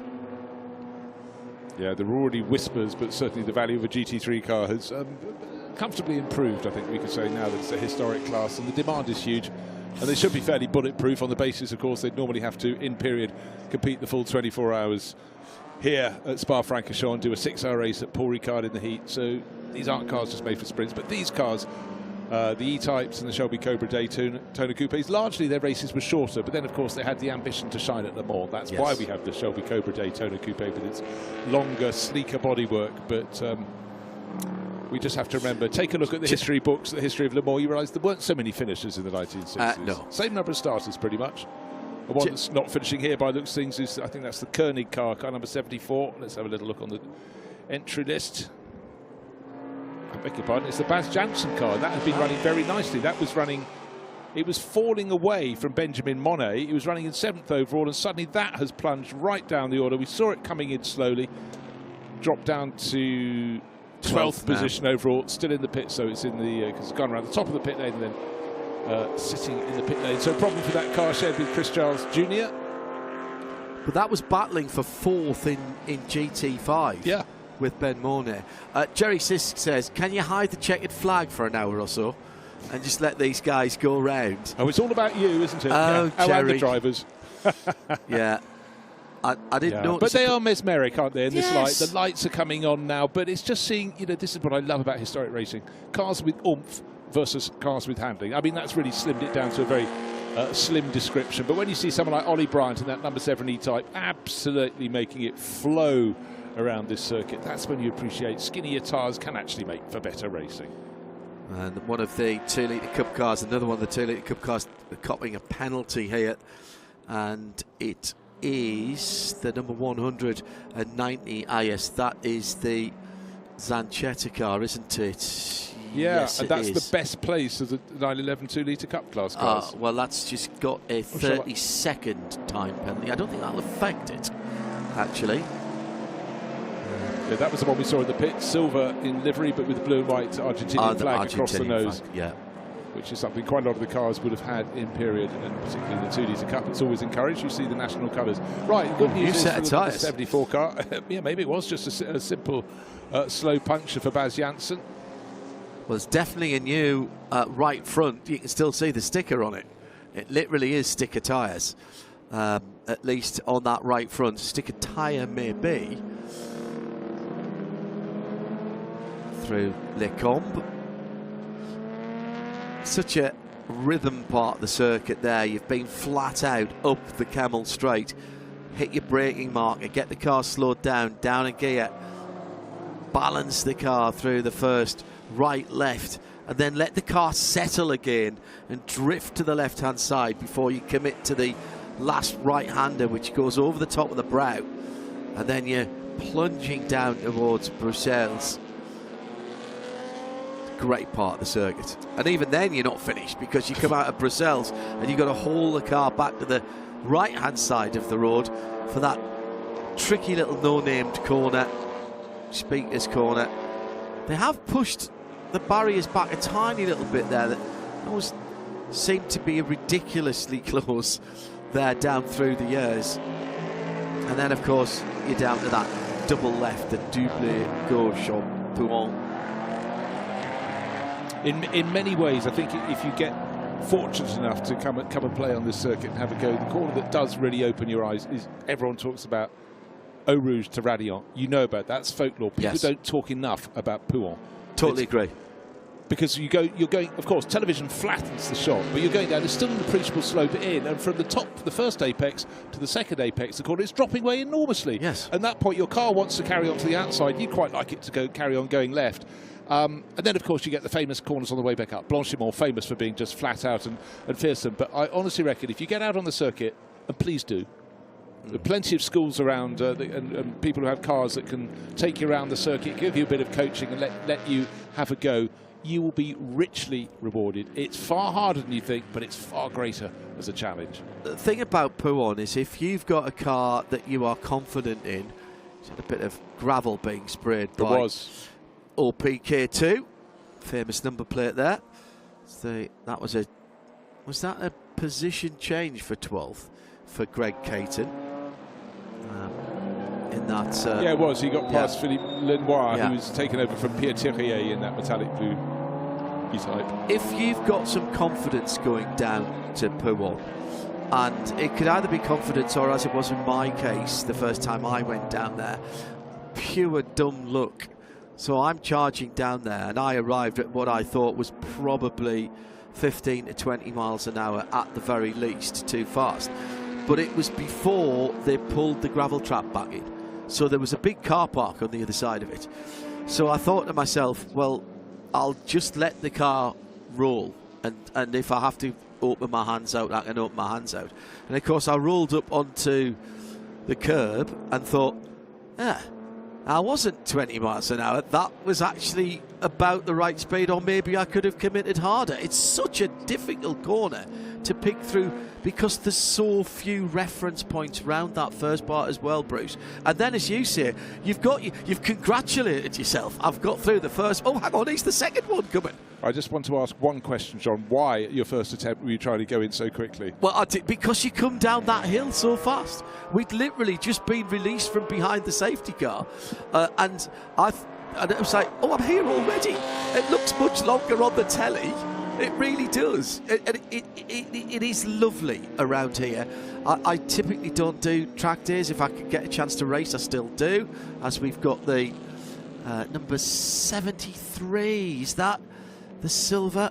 Lauren Jasper's E-type. Well, it could be going through there to get refueling, but the fact it's not going anywhere suggests it's pulled to a halt at the bottom of the endurance pit lane. But if you've got a chance to drive here, no, it's at the. It's just. Oh, it is. Sorry, I beg your pardon. Just where we were talking about. Okay, so that's the low drag coupe, very unusual. Jag E-Type, and again, of course, we've got the regular coupes and the ones we're looking at now. The regular Jaguars, the 3.8s, just fantastic body shape. And that's Ollie Bryant right up the chuff of arrival, but he's just going to put another lap on it, no problem at all.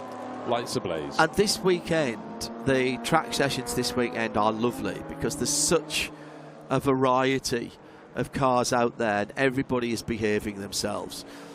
We'll have Callum Lockie racing later on, and he and Melinda run Gold Track in the UK, and that's a very good track day experience.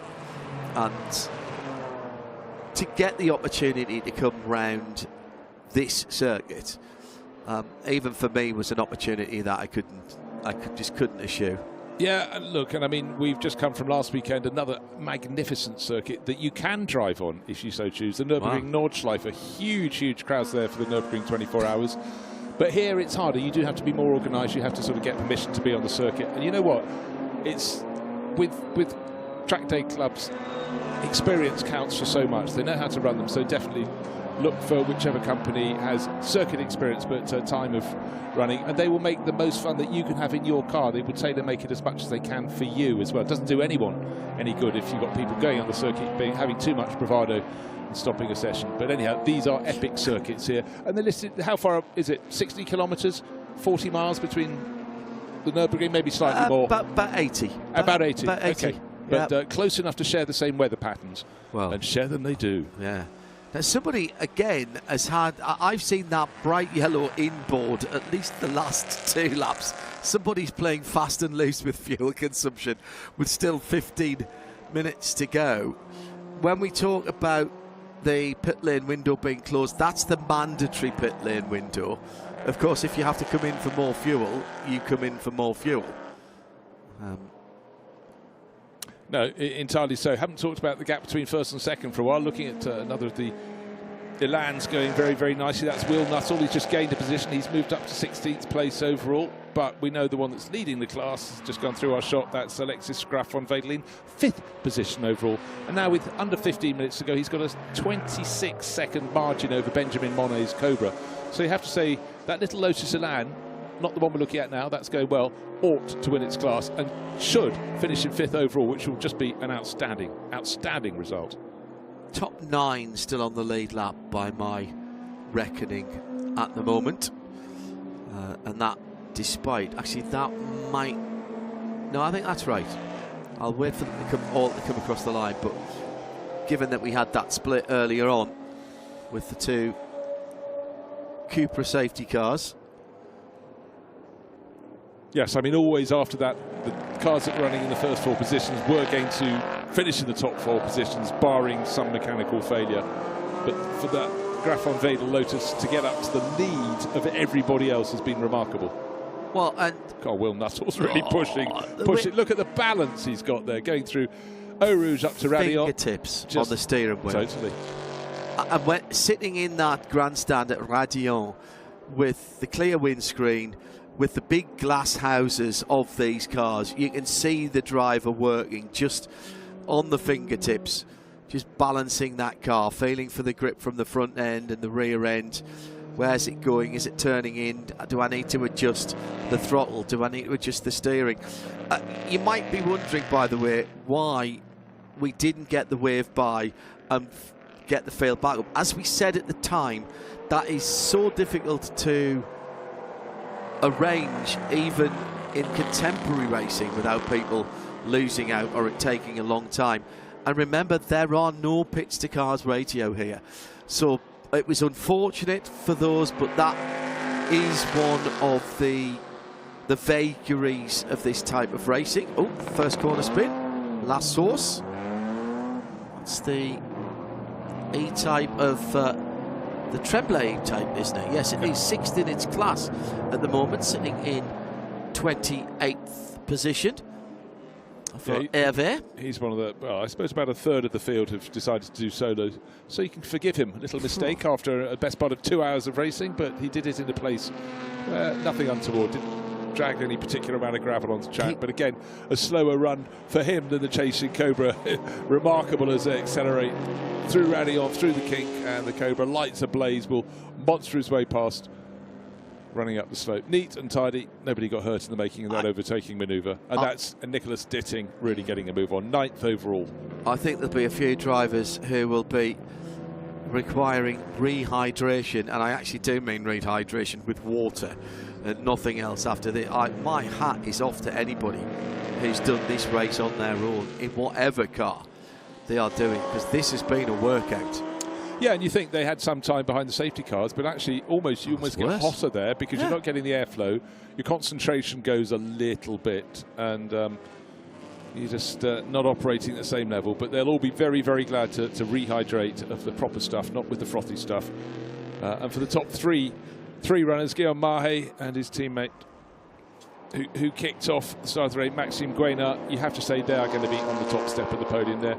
Well, the gap's come down. It's 18.7 seconds, but with 11 minutes remaining, their advantage over Jonathan Mitchell and the driver on board the number 43 E-Type, which is James Thorpe, more than comfortable, because back to third place, it's a further 13 seconds to Olivier Gallon, who's driving his Cobra Daytona Coupe solo.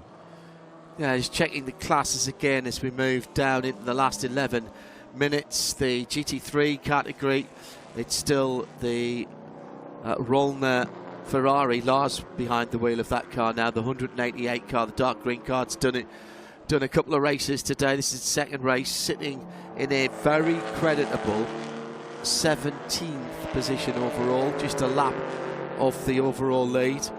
And then all of the other class leaders are in the top 5. That Lotus Alad is leading GT2.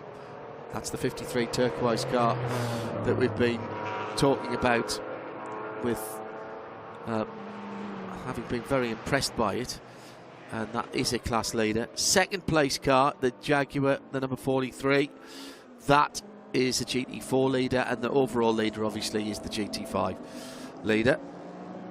Yeah, at this late stage it's hard to see any notable changes, because with that margin it's bobbing up and down by a second here or there, but 10 minutes and falling in this 2-hour race.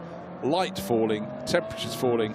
And for Guillaume Mahe, it's really a case of bring it home, sitting on a margin of 19.5 seconds in that number 1 Cobra Daytona Coupe. And another lap on the board, down from La Source he goes. And James Thorpe pushing on, he's comfortably clear of Olivier Gallon, so we think we know our top 3. Xavier Dayro starting on pole position in his Shelby Cobra 289, but he's 45 seconds down on the race leader, and it doesn't look as though he's going anywhere other than 4th. But these are the first 4 cars that were pulling clear. The safety cars gave them a huge margin. Best of the rest in 5th place, lost a full minute, but they didn't have the pace anyway. No. Phil Keane still lighting up the timing screens, but he's got 30 seconds to that Graf van Wedel Elan. He's just passed Ben Monet, I think, in the number 31, hasn't he? Yes, he has, so he's pulling away from him. Ollie Bryan still putting good times in as well, in 8th place overall in the number 7 Jaguar. But that one, remember, has a big penalty coming, 160 odd seconds. Yeah, so, when you're saddled with something like that, you just press on. Yeah. You're there to race. There's been a transgression, and the second driver can't do anything about it, so on he presses. It also, you know, some of the crews had longer times they had to spend in the pits because of regulations, so that also helped the order yo-yo up and down as well. Just keeping an eye on the gap between 2nd and 3rd, between the Jaguar and the number 6 Olivier Gallon car. It's 12 seconds now, and Olivier took 2 seconds out of the previous gap on the last lap. Now we've got, with 8 minutes to go, we probably only got 2 to 3 laps back, but just keeping an eye on that, because the pace of the number 43 Jaguar, and it is Jonathan driving it now, isn't it? We decided that Jonathan hadn't started it, but now he is in the car, Jonathan Mitchell. No, quite the reverse. The reverse. We heard from got the other way Jonathan in around. the pits. So that's right. Of James course we Thorpe. did. Thank you. Thank you. It was James Thorpe that we thought was starting it, because that was what was on the timing screen. Thank you. Just keeping an eye on that. 52.3 last time around, and a 50.4 for Olivier in third position. It's come down again. Another couple of seconds.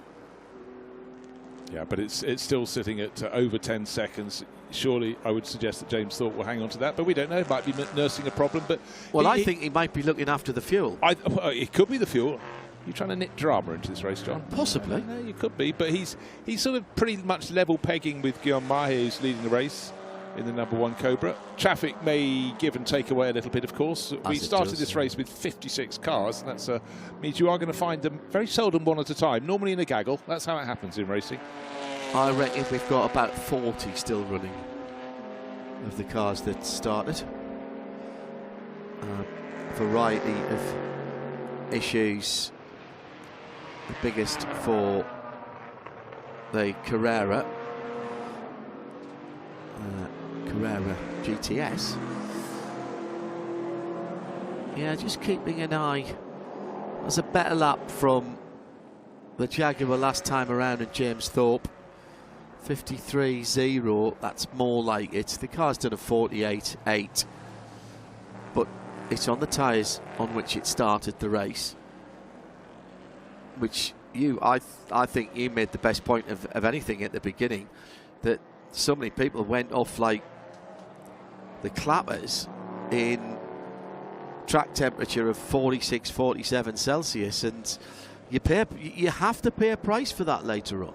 Yeah, but I guess they were taking the consideration. They just wanted track position at that point, and with the first four being given an escape from everybody else, the car I was most worried about is the one we're looking at now, the number 1 Shelby Cobra Daytona Coupe with the USA sticker on its bluff rear end, and Guillaume Mahe pacing at home, but he's still sitting on a 20-second buffer, timer plenty in hand. Blue wave flag, so the car needs to get out of his way.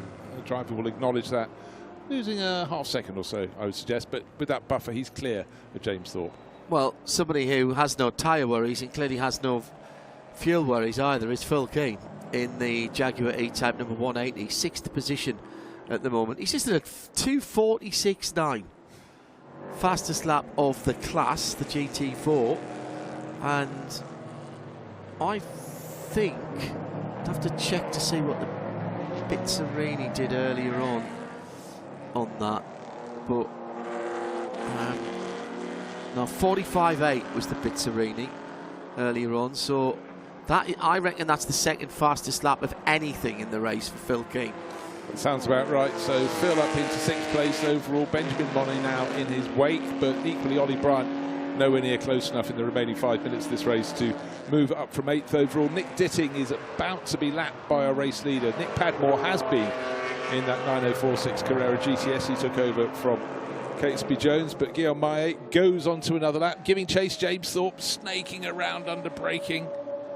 In fact, the car he's passed is the one we thought had gone out of the race early on, Frank Lodencloss's car that Ollie Bryant possibly started and handed over to him. But we know Ollie is running around in the number 7 E-Type at the moment. Timing is what can work very well in historic races, particularly in the longer races, more drivers needed. This one at 2 hours and 60 endurance car. I wondered how light it was going to be at the end of this race. Still lighter plenty, but it's much softer now as we get towards 10 past 9 in the evening. Frank is still driving. Frank Lodencloss is still driving that 45 car. Somebody had a big spin or slide. Heard that in our effects mic. And the number 42 car, and that will have happened at the first corner. That was. I'm hearing from race control, or seeing from race control. Uwe Kolb, by the way, is out as well in the. He's still circulating rather in the number 42 Porsche. That's another one of the 2-litre Cup cars. They're in 11th and 12th in the GTS classes, but running together on the timing screen. A little bit of a gap between them, and that was a car I think that had a wee bit of a problem earlier on. Is this the story of the race? I think it has to be, as they're going on to what. I'm not sure what he was pointing at there as he went across the line. I think he might have been suggesting it's the last lap, but it's not yet. I think for him it's 1 lap and 1 more, because our race leader, Guillaume Mahé, car number 1, where is he on the circuit? He's just coming through Pouhon. Yeah. He'll come into the background of the shot. The Lars Ronner Ferrari 275 goes out the bottom of the shot. In fact, that's the next sequence of corners down. Campus, and then rising up to curve Paul Frere. But at the moment, with nobody immediately in front of him, the number 1 Shelby Cobra Daytona Coupe, Guillaume Mahé, 21 seconds clear now ahead of James Thorpe. So pulling out rather than being pulled back in, is pacing it. When he gets up to start the next lap, that will be the start of the last lap. Yeah, and James Thorpe, having found a little bit of clear air and gone through probably 4 or 5 cars, has restored his lead to over 11 seconds over Olivier Galland. So that literally was just the ebb and flow of the traffic when that started to come down to under 10 seconds. And of course, Olivier has all of those cars still to pass. So that I think we're fairly safe now in looking at those top 6. Top 6. I'm glad you mentioned 5 and 6, not 5, because Alexis Graf van Wedel may just be able to hang on to 5th place. He looked tailored, nailed down when compared to Benjamin Monet, but Monet's been passed a while ago by Phil Keane in the number 180 Jaguar E-Type, and that is absolutely flying. The margin between them is 10 seconds. I'm sure Phil can't do that in 1 lap, but for the Graf van Wedel family, there'd be slight biting of the nails. Phil Keane, of course, took over from Lee Mole, the 180 E-Type, but he's been absolutely starring in this closing stage of the 2-hour race for the 60s endurance. So, I tell you what, he's close, because the Elan is just coming down to curve Paul Frere, and Phil Keane is absolutely on a tear. He's got a bit of track ahead of him. There's now only 1 car between them, and Phil Keane is going to be single digits as they go on to their last lap. Now, it's not a class battle. It's purely a battle for overall position, but Phil Keane won't care about that. He'll think a top 5 sounds better than a top 6.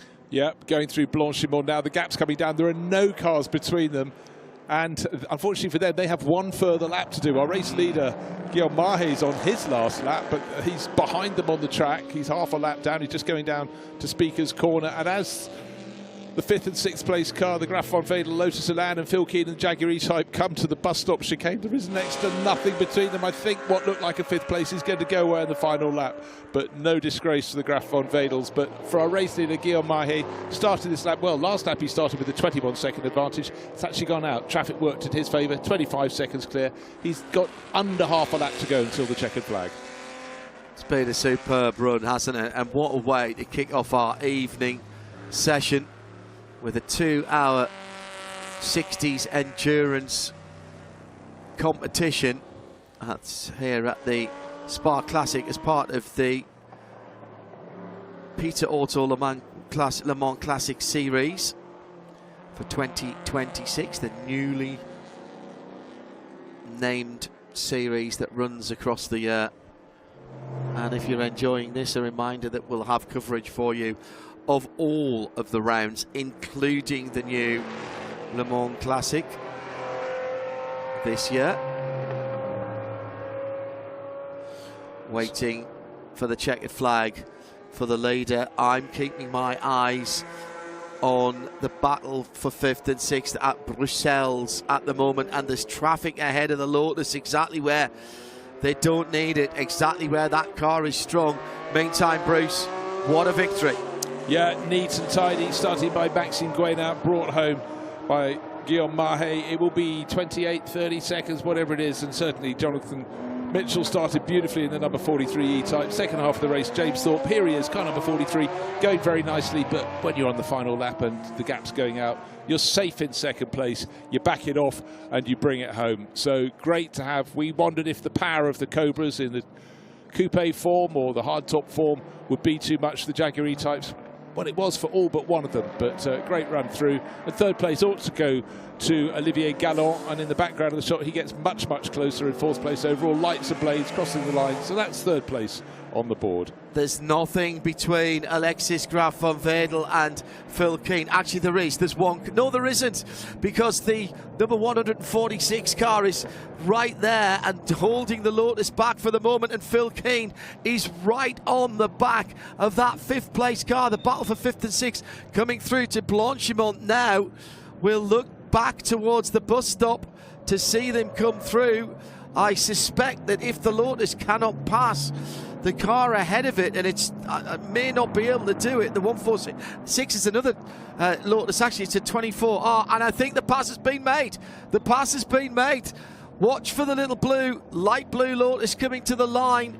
There it is. Oh, they're still in front, side by side for a moment. The arm is aloft out of the window, and it is the smallest of margins. The tracker actually had Phil Keane and the E-Type ahead for a moment. I can change the whole scene. That Graf von Wedel car has just been promoted to 3rd place overall. They've started putting the penalties in.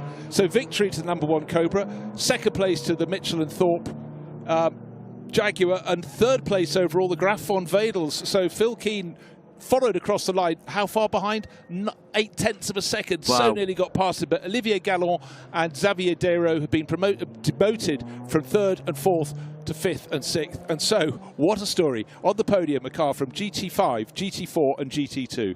That is astonishing. And that then was the battle for the 3rd step of the box overall after 39 laps and 2 hours. A little over 2 hours, actually. We promised you 2 hours. We gave you about 2 hours and 2 minutes.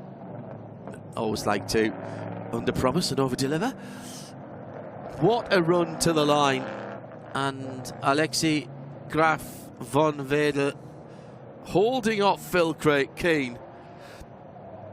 There was a moment I saw the tracker flip them over, and it was the 26R. It was another 26R that was right there and potentially giving the Series 1 Elan the issue. Class leader coming across the line now is the Lars Rollner, finishing off the Ferrari 275. That is a class winner in 17th position for GT3. Well, Olivier Gallon still waving to the marshals. He may not know that his 3rd place is now 5th overall with the penalties. And for everybody, it's lovely to see them acknowledging the marshals who stood there for them. And that, actually, I'll tell you what, I really love the look of that bright orange Lotus Elan, number 421. And they've had fun, for sure, brought home by the Wiebel. Bruno Wiebel.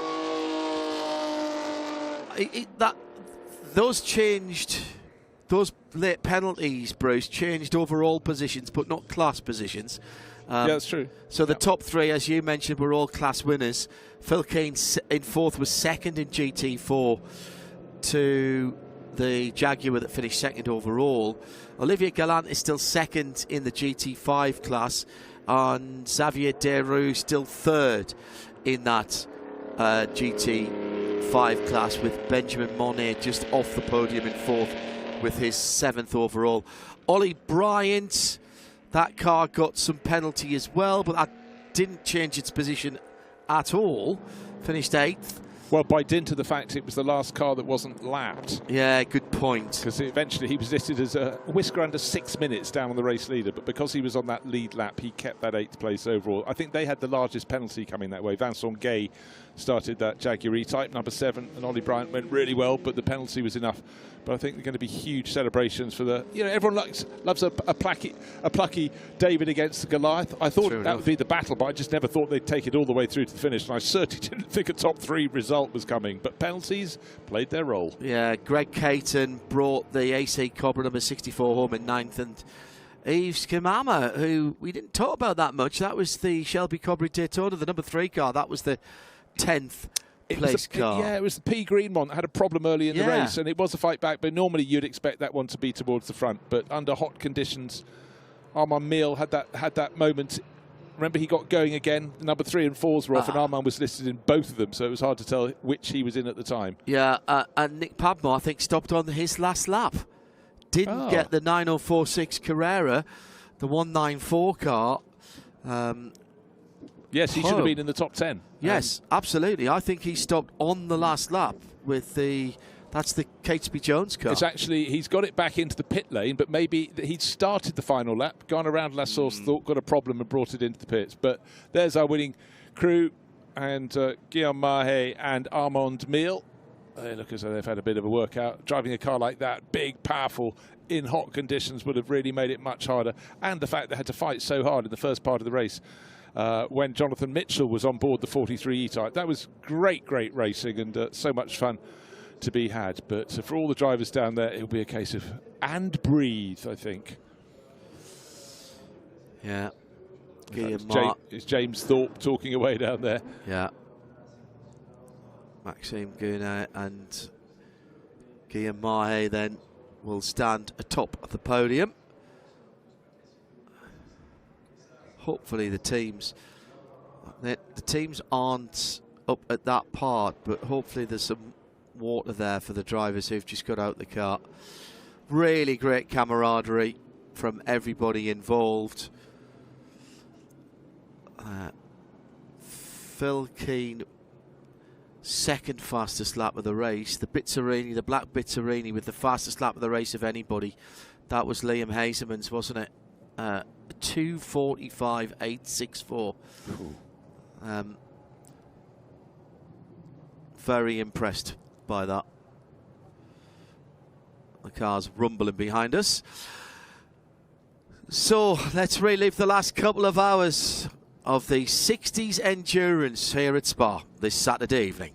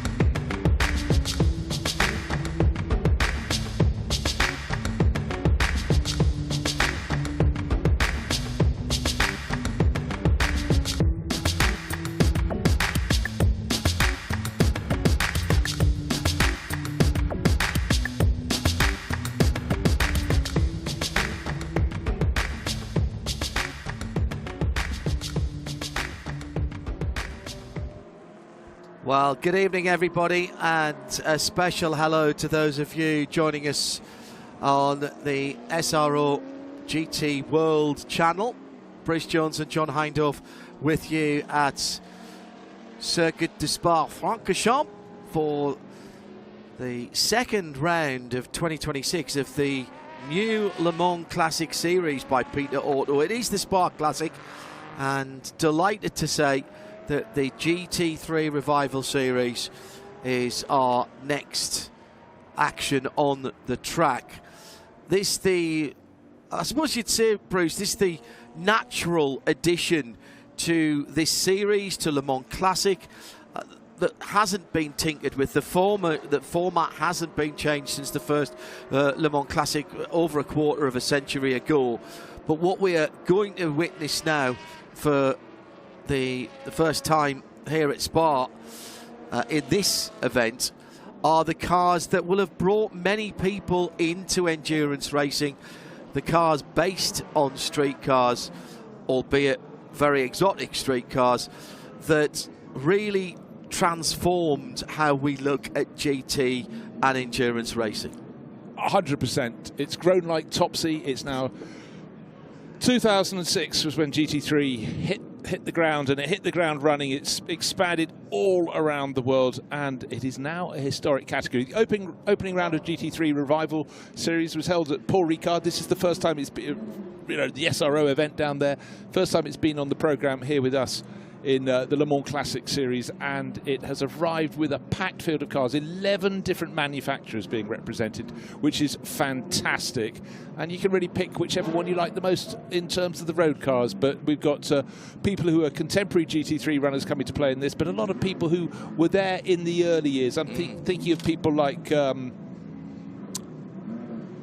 Bobelic, Eric Debar, and a lot of other names lining up. This is a Johnny growth Seiler. formula. Exactly so. And what we have is a grid that is led by two Aston Martins from a Mercedes SLS. Haven't seen one of those race for years, with those crazy doors that used to be so difficult to shut, gull-wing doors. And then a Nissan right at the sharp end, one of the GT Academy cars. Brian Heitcotter's old car, the American racer, was one of the winners of that series around the world. A famous movie went with it as well. But right now, these are the cars that I can squint and think, I was here when these were racing the Spa 24 Hours. I saw the first race at Silverstone for GT3, and funny enough, I was in the Nissan hospitality calling the race for their guests, and that it seems like yesterday to me, but of course it's more than 20 years ago, and that's why this fits so beautifully into the extended Le Mans Classic that we'll have this year. Yeah, indeed. Different format, but it's going to be every year different mix of cars, alternating between the older and the younger, which is basically a very simplified way of doing it. But it does mean a lot of cars from more recent years are now on the tail end of that programme, bringing it closer to date, which is effectively probably the equivalent distance when the Le Mans Classic was started to the youngest category is much the same as it is now with GT3 coming into the show. But it depends what you like the most. And I tell you what, Aston Martin V12 Vantage, they do sound brilliant, and they've obviously gone very well. Jonathan Mitchell, who was just out in the 60s, endurance 2-hour race. He's hopping from E-Type after an hour or so to cool down straight into this. And he's joined by Guido Dumouriez on the front row of the grid as well. There's Dumouriez's green Vantage. So 3 V12 cars on the front end of this field, and then the GTR Nismo, which is that'll be the 6-cylinder car. RDR8 LMS, 10-cylinder car.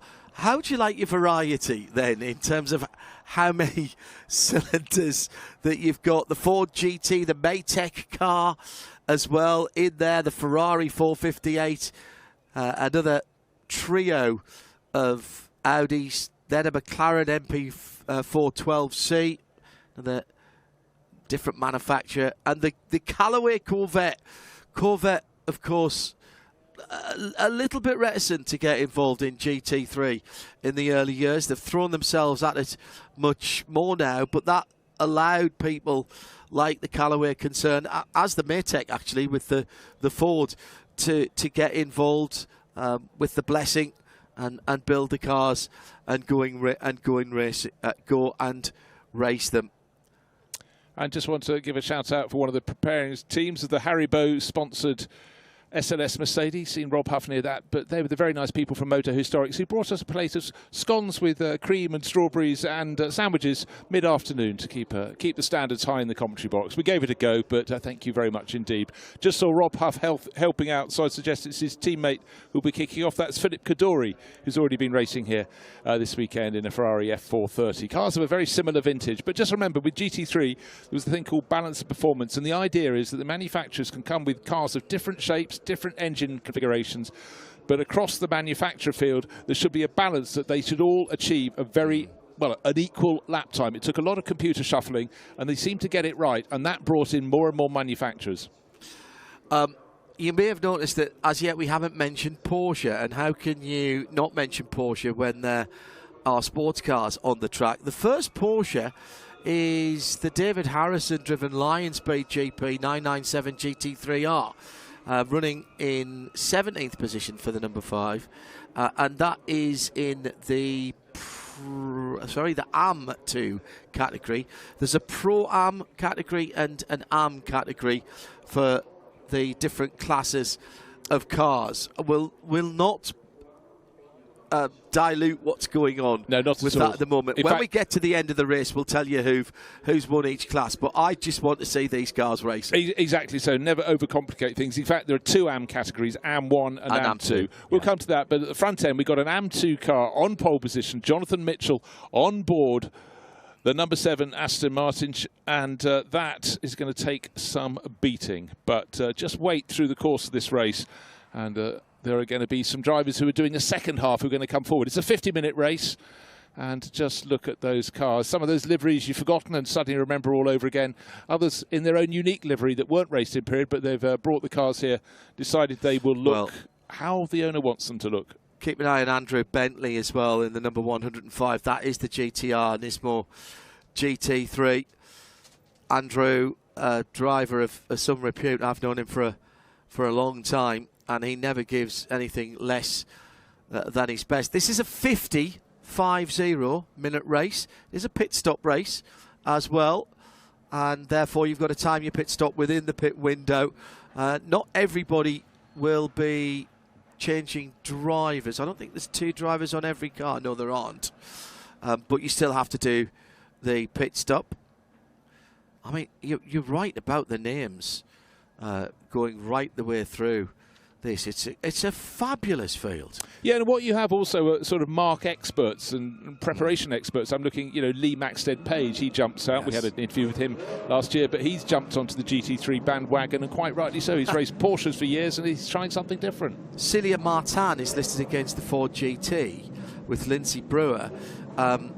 Celia Martin, one of the Iron Dames for a little while, and of course, one of her former teammates raced that car in period, and that would be Rahel Fry. She raced the Ford GT, the Maytech GT. Rahel just taking on performance directors for GT, performance director GT job for WRT, who are just a few miles up the road now at opposite Liège Airport. Okay, we've got this far into the commentary. Let's mention another mark, Audi. For so many years, so strong. Belgian Audi Club Team WRT. There we are, bringing it all the way back round. Starting 5th overall, Pierre Thirier, as I remember from the previous race, when he was going so well in the Jaguar E-Type. He was the 2012 LMP2 champion, but he's having a crack in the number 64 Audi R8 LMS Ultra, the car that was just so super effective, most notably when run by, first of all, Team WRT and latterly by Santalot Racing. Yeah, Duncan McCullough's out there as well in a Porsche, the number 91. There's someone else who's been through the cycle with these cars. The most recent cars where the Evos are up to 2013 here. And that's why we've got the Ultra, the R8 LMS Ultra, for the likes of Pierre Thirier, etc. Yeah, effectively about every 4 or 5 years the manufacturers go to an Evo version or eventually a new model. And what's been really clear, and Mercedes led the way in this, is they realised they could build cars that were brilliant in the hands of pro drivers but were too scary and too on edge for an AM, but it's always been you need AMs in this, you need them to bring the money in, they want to race the cars, and so all these cars are considerably more user-friendly. Well, the ones now are considerably more user-friendly than some of these were. And talking to people in the paddock, the fact we've got 2 Aston Martins in the top 2 positions on the grid is indicative of the fact the drivers all reckon they're really nice to drive, or very, very suitable for Spa-Francorchamps, very nicely balanced. So who's it going to be? Jonathan Mitchell, Guido Dumoulin. Guido races here a lot. He races at Nürburgring a lot as well, just over the border. And great to see Heiko Neumann. Team Moto Park, he's raced for so many years, and they've got one of the SLS Mercedes. The second one is just 3 places further back. Black Haribo livery car, Philip Kaddouri at the wheel. But the tail end of those cars, look, the light is going to go. It's a 50-minute race. It's going to fade and fade. And we're not finished. There's still one further race after this one to bring Saturday to a conclusion at about 20 past 11 at night local time. We can't tell, we're in a truck, but looking out of our commentary position at the screens, there's a lot of light in the sky, but it's always lighter on the cameras. But in the next half of this race, I think we're getting towards darkness on the ground, not necessarily fully in the sky. Yeah, we're just past the official sunset, but not into full darkness. Well, the only GT3 car that I've ever driven on a racetrack, not raced, was the Aston Martin. That was at Monte Blanco a very long time ago. And it was a car that inspired confidence, to your point, and that is so important. Oh, it's absolutely vital. I'm just having a quick whiz down the timing screens. The best of the Lamborghinis, there are a couple in the races, all the way down in 28th position. Craig Wilkins, Lamborghini Gallardo. Of course, they then moved on to the Huracan and started getting success, particularly with the Grasser Racing team from Austria. You think people like Mirko Bortolotti, who was one of the stars of last weekend's Nürburgring 24 Hours in coming still from driving stone last. But, you know, a couple of winters ago, he wasn't entirely sure he'd be able to carry on. A lot of these drivers, you think they just have a golden ticket, but they have to work hard because the vagaries of manufacturers' marketing budgets have always affected racing programmes. But look out for Craig Wilkins, actually. His car is silver, and he went really well a couple of weeks ago. He was racing up at Donington, so he's got one of the older cars in the field, but it may well just suit here very nicely. Thank you very much. I wonder how long it'll be before we see a Huracan, because the Temerario is now taken over, although they're racing in the same races together over in the WeatherTech Sports Car Championship. Right, settle back, shuffle to the front of your seat, because you're not going to be I don't think you're going to be relaxed watching this, and I don't mean that in a bad way. This is going to be edge of the seat stuff. Okay, and I just want to throw something else into the mix because there's so much to put in. Look out for Jean-Luc Beaubelic, historic and race cars. He's the best place of the Ferrari drivers, starting in 8th overall. They dominated the first 2 races down at Paul Ricard. Different circuit, different weather conditions. In fact, it's pretty much as warm here as it was at Paul Ricard about a month or so ago. So just look for the Ferraris, some historic cars. They may come forward. 19 Celsius in the air. That's gone down about 10 degrees from earlier on today. Track temperature 26 Celsius. That's 20 Celsius cooler on the track surface than it was when we started racing at nearly 2 o'clock this afternoon. It's now 20 minutes before 10 Central European summertime. The air is thick with insect life, and that's going to get all over the lights, all over the intakes, all over the windscreens. Brilliant, evocative shots there. I just love that. Fantastic camera work. This is the approach of summer. We've got some people up from the Southern Hemisphere. Scott O'Donnell starting 22nd. He was a fantastic interview earlier today. One of the New Zealanders who've been coming up for years to do some racing, but stepping up to GT3 because the opportunity was there. You know, super touring has been the formula for him before, and many other things beside, but great to have people from all around the world coming to play here. And of course they would. It's Spa-Francorchamps, but more than that, the GT3 Revival Series, produced in conjunction with SRO's Stefan Rattel organisation, I think this is the start of something very, very special. 2 Aston Martins on the front row. Is he going to Jonathan Mitchell or Guido Dumoulin in the green? Vantage V12 will get first to the opening corner of the race. Will Heiko Neumann blast past? We can't tell as the headlights flare in our faces. Who's going to come out in front? Wow, what a shot. Who's leading, John? Yes, Bruce, is the answer. I think it's the Aston from pole, actually. Jonathan Mitchell looked like he just held on to it. He didn't feel the need to move all the way to the right-hand side. Couple of bits of gravel beat thrown up further down the field. That was the number 45 Aston that went a little bit wide. That's the Yates. Sorry, no, that was an Audi that went off wide there with Sam Yates behind the wheel. Yeah, well, I actually thought there was contact for about 4th or 5th position, but Jonathan Mitchell got the job done, leading from Guido Dumouriez into La Source for the first time, and then importantly down the slope with a bit of an advantage into the dip at Eau Rouge, fiercely up to Radion, and then with the lights ablaze again, trying to pick out the front runners. It's still the 2 Aston Martins. In 3rd place, Heiko Neumann. 4th place is Andrew Bentley in that Nissan Nismo. So as they were on the grid, which I wouldn't have necessarily predicted, but look, as the light is fading fast, some of the famous liveries, Leopard, that was one of the liveries back in period, so great to see that. But if you're looking for a Ferrari at the front, you'll have to bide your time a little bit. Down in 8th place for Jean-Luc Bobelic. Andrew Bentley for Team Parker Racing in that car. There's a name that has been right through British and European motorsport at pretty much every level, and interesting to see the different shapes. And this is what GT3 and the oft cursed 3 letters of BOP, balance of performance. People will tell you that balance of performance is bad. Without balance of performance, you could not get a Nissan GTR, only a 2-wheel drive car, by the way, not allowed the all-wheel drive, against a much sleeker silhouette of a McLaren or a Ferrari.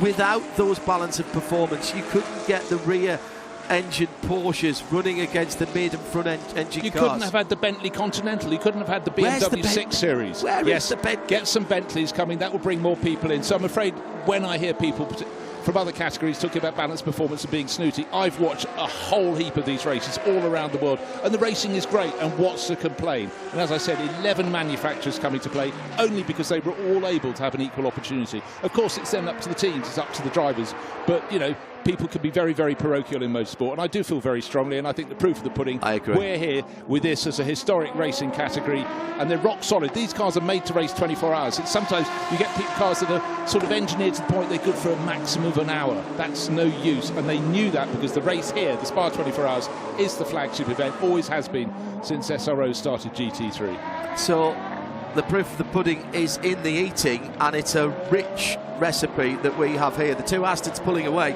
The GDM Motorsport, Guillaume Dumouriez, has not got the lighting capability of the car ahead. It's running on standard headlights, and I've got to say, they're not particularly well lined up. There's one headlight right in front of him on the right-hand side, whereas the Scott Sport Jonathan Mitchell car has additional headlights, and that is going to be great. He can see the curbs. There's no curb lights at all on that Dumouriez car that's in 2nd place. No, I mean, that's always the thing. We have it at Le Mans, we have it here for the Spa 24 Hours, as they work really hard as we go into nightfall to adjust their headlights to how they're going to work. Got to move. Philip Kaddouri is now up into 4th place behind Andrew Bentley, so he's gone from 6th to 5th to 4th, and he's got ahead of Heiko Neumann. Yeah, Heiko Neumann's gone backwards. Pierre Thirier has lost a position. He's 6th overall in his Audi. Eric Debat in the Ford GT, which I feel was the car that maybe had a little bit of contact at the first corner on the opening lap. I saw a black flash, and he's in one of both the GT Maytag Fords are in black. He looks so he's being a bit ambitious up the inside. That Guillaume Dumouriez car in 2nd place, the GDM Motorsport, exactly the same livery as the car last weekend, which had a suspension failure on the Dottinger Her and ended up being spit across the track. And again, so just tracing the bloodline either of the entrant, the team, the manufacturer. A very different car, V12 Vantage against the V8, and the current Aston engine, of course, is a development of the AMG 4-litre, although much work done by Aston Martin Racing. Just looking at a few other people who've been making moves. Danny Henry, best place of the Corvette Callaways. He's up into 10th place overall, and he stepped up from racing in the sort of McLaren trophy races the last couple of years. So he's trying something new. A lot of people, this would be their first season racing GT3s in historic, so learning steps being taken, but he's a driver who's certainly trying to make the moves. He's ahead of Mark Cole, who's nobody's fool. He's in the Quintec Audi, so that is the example of just how well Danny Henry's got off the line at the start of the race. You said watch out for Craig Wilkins in the Lamborghini Gallardo. Where did he start? He's up to 17th. He started either 28th or 29th at the bottom of my timing screen, so clearly having a little bit of knowledge goes a long way from time to time. Yes. Yeah, he's absolutely tearing up now. He's already, in fact, even as I speak, he's made up another position, I think. And yeah, he's up to as I say, he's up to 17th position, and he's only 25 seconds off the leaders. So keep an eye on that over the next 45 minutes or so. Light fading. A lot of the spectators have stayed on. It's been a busy day today. The Haribo Golden Bear car going through there for Philip Kadori for Moto Historique. I'm just going to wind the clock back a handful of years. I can't think what year it was. It was the first ever event I did, what was then the VLN, the long distance races at Nürburgring. And we started the race with 8 camera cars to help us around the lap. And at the end of the opening lap, there were only 3 of them left. And it was the only competitive car was the Haribo SLS Mercedes. So I do know that bonnet remarkably well. Uwe Altzen at the wheel, I think, at the time. Duncan McCullers in the pit lane in the endless Porsche 997 GT3R. It's going up on the jacks. Too early for the stop. He's getting the tyres. I think he might have got a puncture on the left front.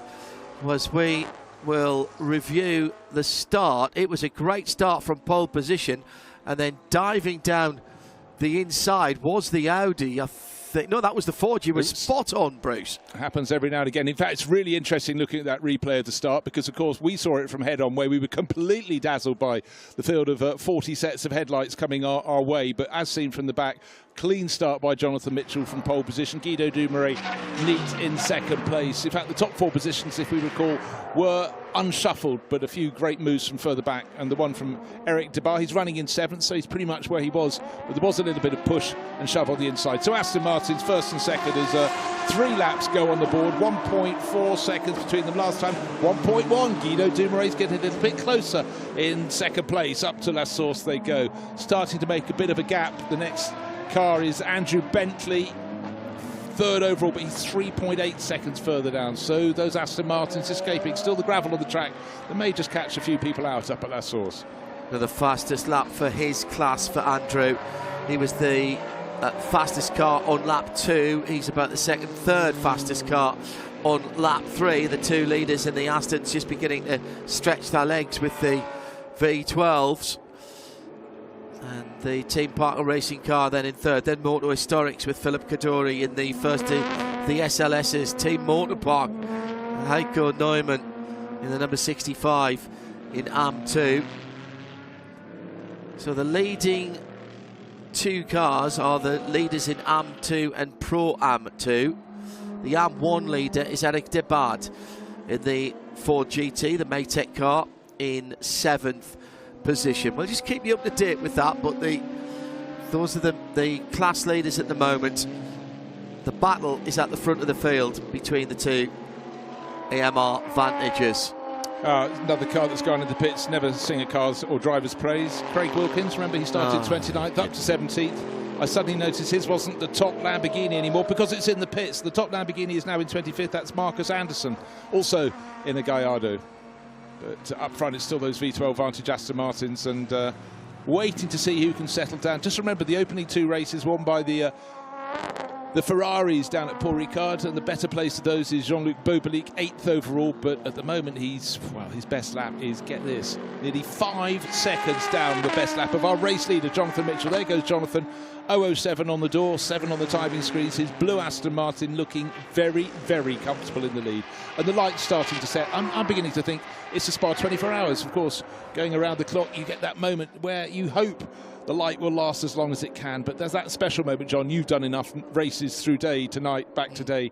There's a soft light you get at the changing, and that's what we're enjoying now. I remember the first time that we did the full Spa 24 hours. We were the first broadcaster to do it with RSL, go all the way through. And what a great event that was, with its roots in touring car racing, turned into a GT race by SRO, and regularly over 70 cars racing in different categories, not for the cars in terms of the potential performance, but for the drivers.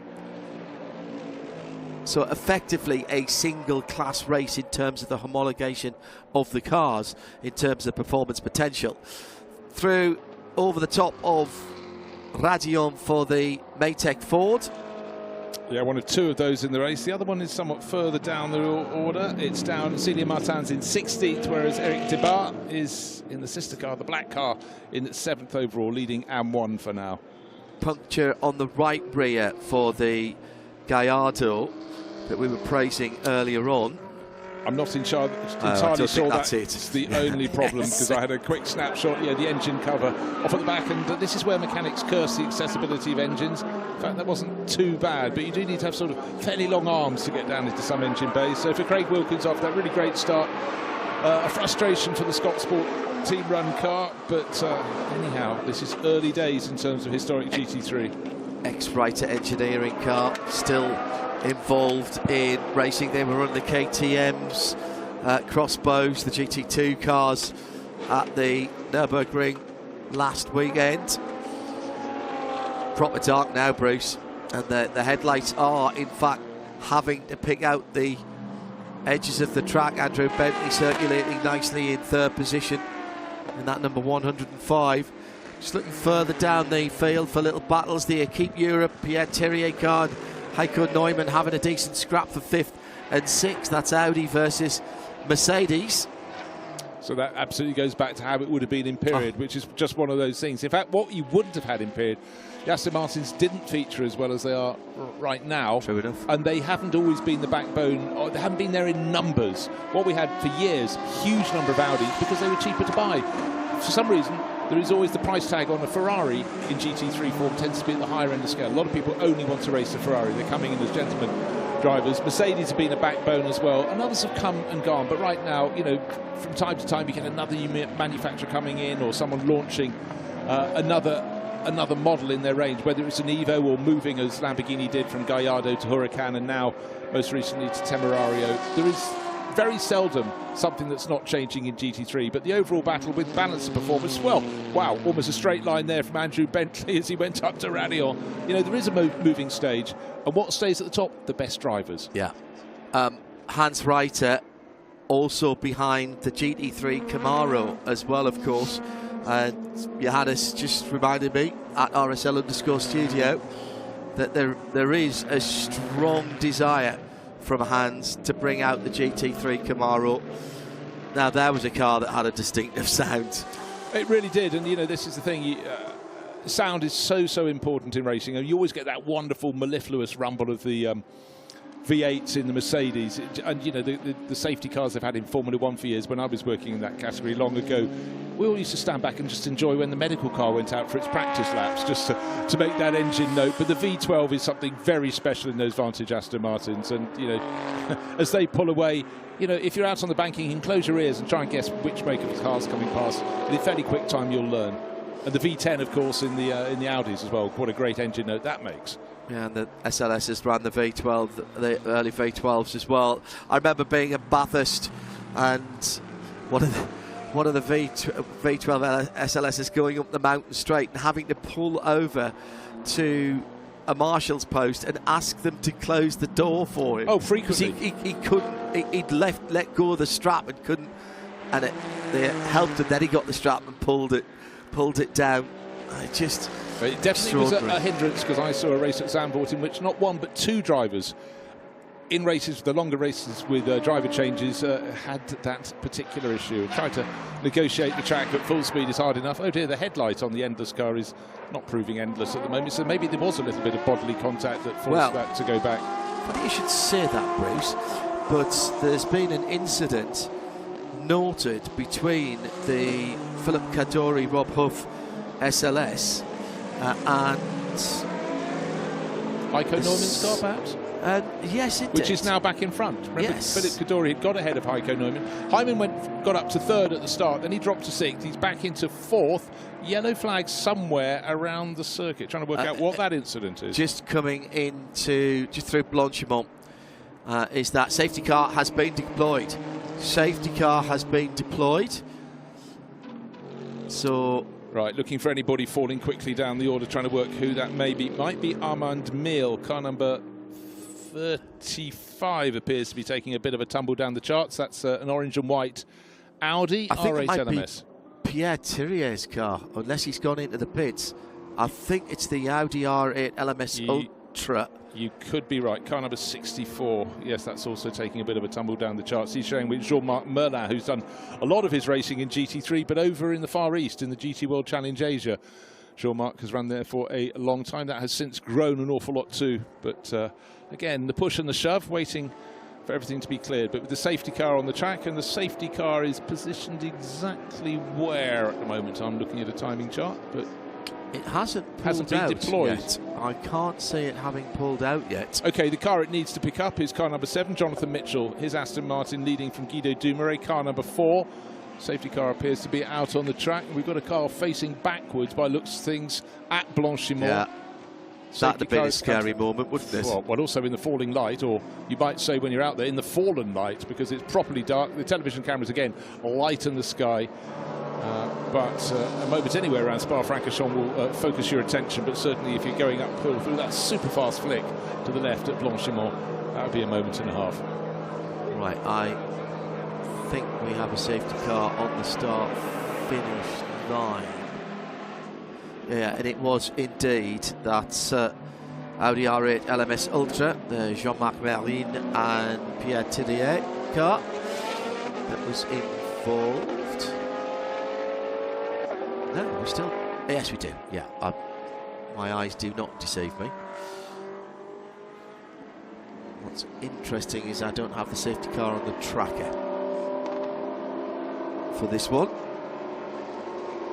Okay, what you need to know is before the safety car came out, Jonathan Mitchell had a lead of just over a second from Guido Dumouriez. It's Aston Martin V12 Vantage from Aston Martin V12 Vantage. They then had an advantage of about 3 seconds over Andrew Bentley, but Andrew is listed as 16 seconds further back in third place in the Nissan at the moment. The car is out on the track, waiting to pick up everybody as they come down the hill. No, the car behind is not the one they want. That's a Callaway Corvette by the looks of things. That can go by. Wave by for that car. Quite hard for the driver to see. Actually, it's really dark here now at Spa-Francorchamps. And again, just driver not wanting to take the message just until he's confident that it's the correct message. Safety car. What they'll do is the safety car will pull over on the Camel Straight and indicate for the cars to go through. The leader is coming out. The leader is in that sector at least. And a second car just spotting John and stopped. It looks like it's on the exit. Is that the exit of Pouhon or the next corner down? But no, that is the exit of Pouhon. You're spot on. So off on driver's left, which is the right-hand side of the screen from our camera. So we did spot 2 cars dropping down the order. Pierre Thierry seems we think, to be the one who went off at Did we get Blanchimont. the Arnaud Mille 35 car in yeah, the what pit I said, lane? no, because in the pit lane, because I thought that was the other one that may be a candidate for going off, the orange and white Audi car number 35. I think that is the other one. Okay. I think that's 2 Pro-Am 2 cars. The 64 is in the gravel bed at Blanchimont, so we've got that one right, just waiting from race control. I've got a message to say that that car is either running slowly or has stopped, and I think that is the other car involved. Beautiful clear evening, temperature in the air 18 Celsius, 25 on the track, so still very pleasant. Pit lane window is not yet open for the mandatory stop.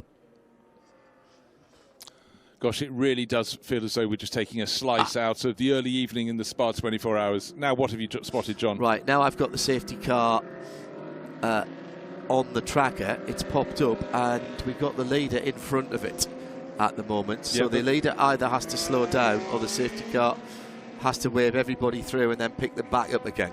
Okay, that also explains why. Remember I said that Andrew Bentley in third place had been sort of 3 or 4 seconds behind and was suddenly 16 seconds behind. So number 7 and number 4, Jonathan Mitchell and Guido Dumouriez with their Aston Martin V12 Vantages in front of the safety car.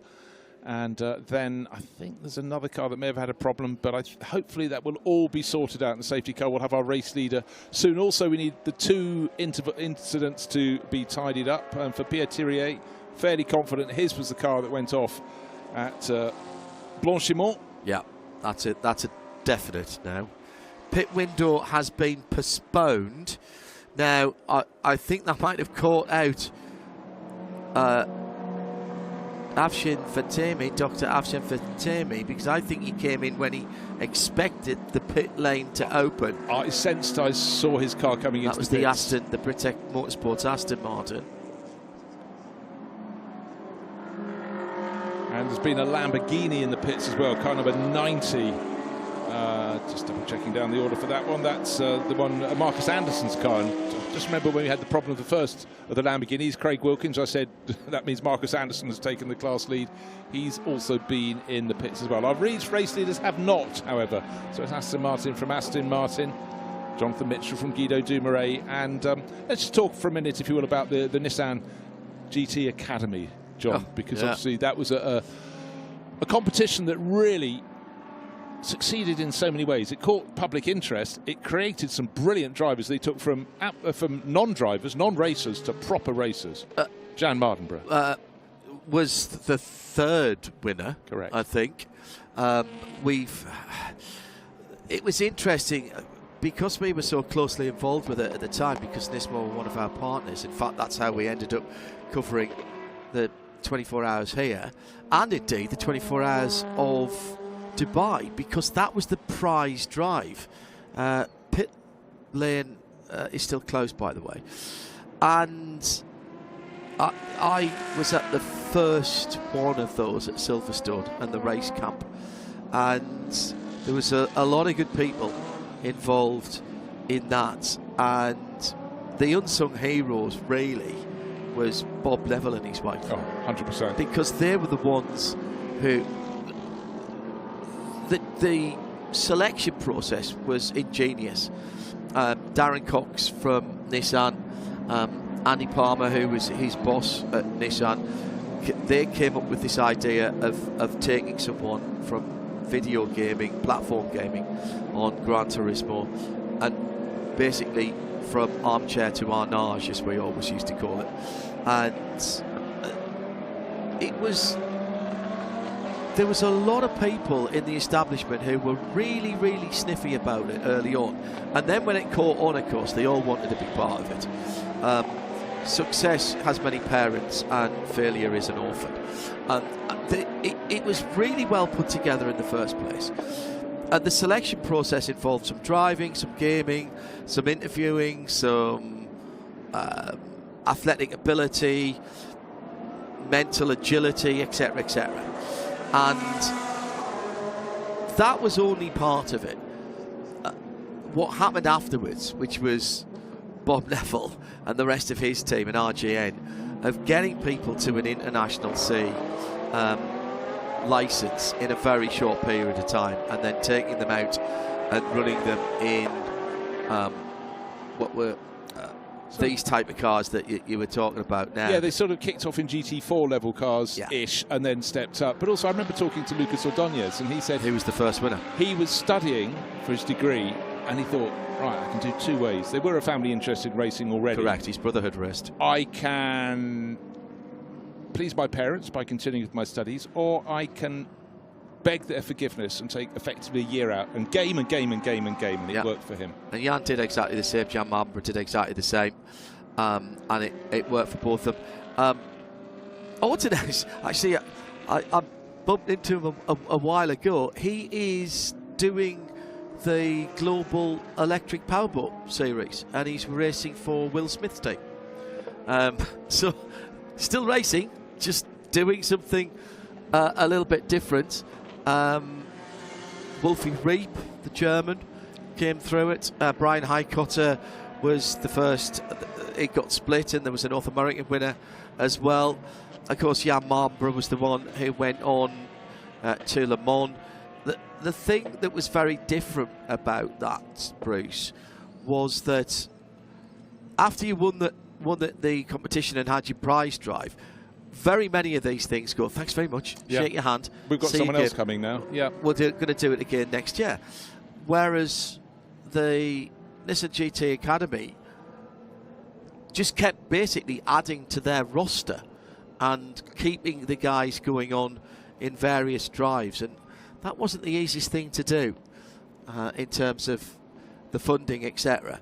But it was a great time, and I thoroughly enjoyed being involved with it, even though quite often it meant at the back end of one year standing on the bankside at Silverstone, and Silverstone has its own microclimate, a bit like this place.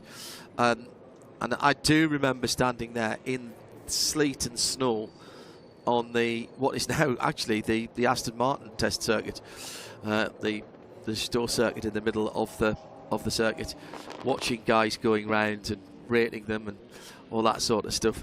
And fair play, it did something different. It proved that there were other ways to select potential racing drivers. And I suppose if you look at it now through the lens of what happened subsequently, and particularly during COVID, you now have virtual racing, iSports, and you and I have done plenty of that together as well, as a legitimate learning tool, training tool. You've got the max factor rule at the Nürburgring, where taking part online can stand for your air permit. Red flag, but we've just seen the trail of cars on the exit of Pouhon. They've still got that Audi facing the wrong way. Well, we think it is. It's certainly Armand Mills' 35 Audi, and there's a course vehicle with it. They're not moving. I wonder what else has happened that we haven't quite seen. But red flag for now. We have 23 minutes still left on the clock. It was a 50-minute race. And so Jonathan Mitchell, who's at the head of that train, in fact, there was a Corvette between him and the safety car as it goes around. The message that bring the cars back to the pits. It'll be the F1 pit lane that's used. They'll stay in the fast lane. It will effectively be no touchy, parc fermé, is the official term. And they did get hold of the leader, I think, first. Though I did think I saw the Callaway. Callaway is in between. So is it? Right. Number 7 is our race leader, following behind the safety car, but in front of him is a car that may have just popped out of the pits, which is one of the Corvettes. But Jonathan Mitchell, brilliant race from him. Guido Dumouriez keeping him more than honest, as there's two Aston Martins pulled clear of the rest of the field, and Andrew Bentley doing a really, really good job. Gained one position over Heiko Neumann's Mercedes SLS. That fell down the order to 6th, but Neumann eventually got ahead of the other SLS Mercedes, Philippe Kaddouri. And Eric Debar moved up his Ford GT 1 position to 6th overall, leading the AM1 class. AM2 class in the hands of the driver.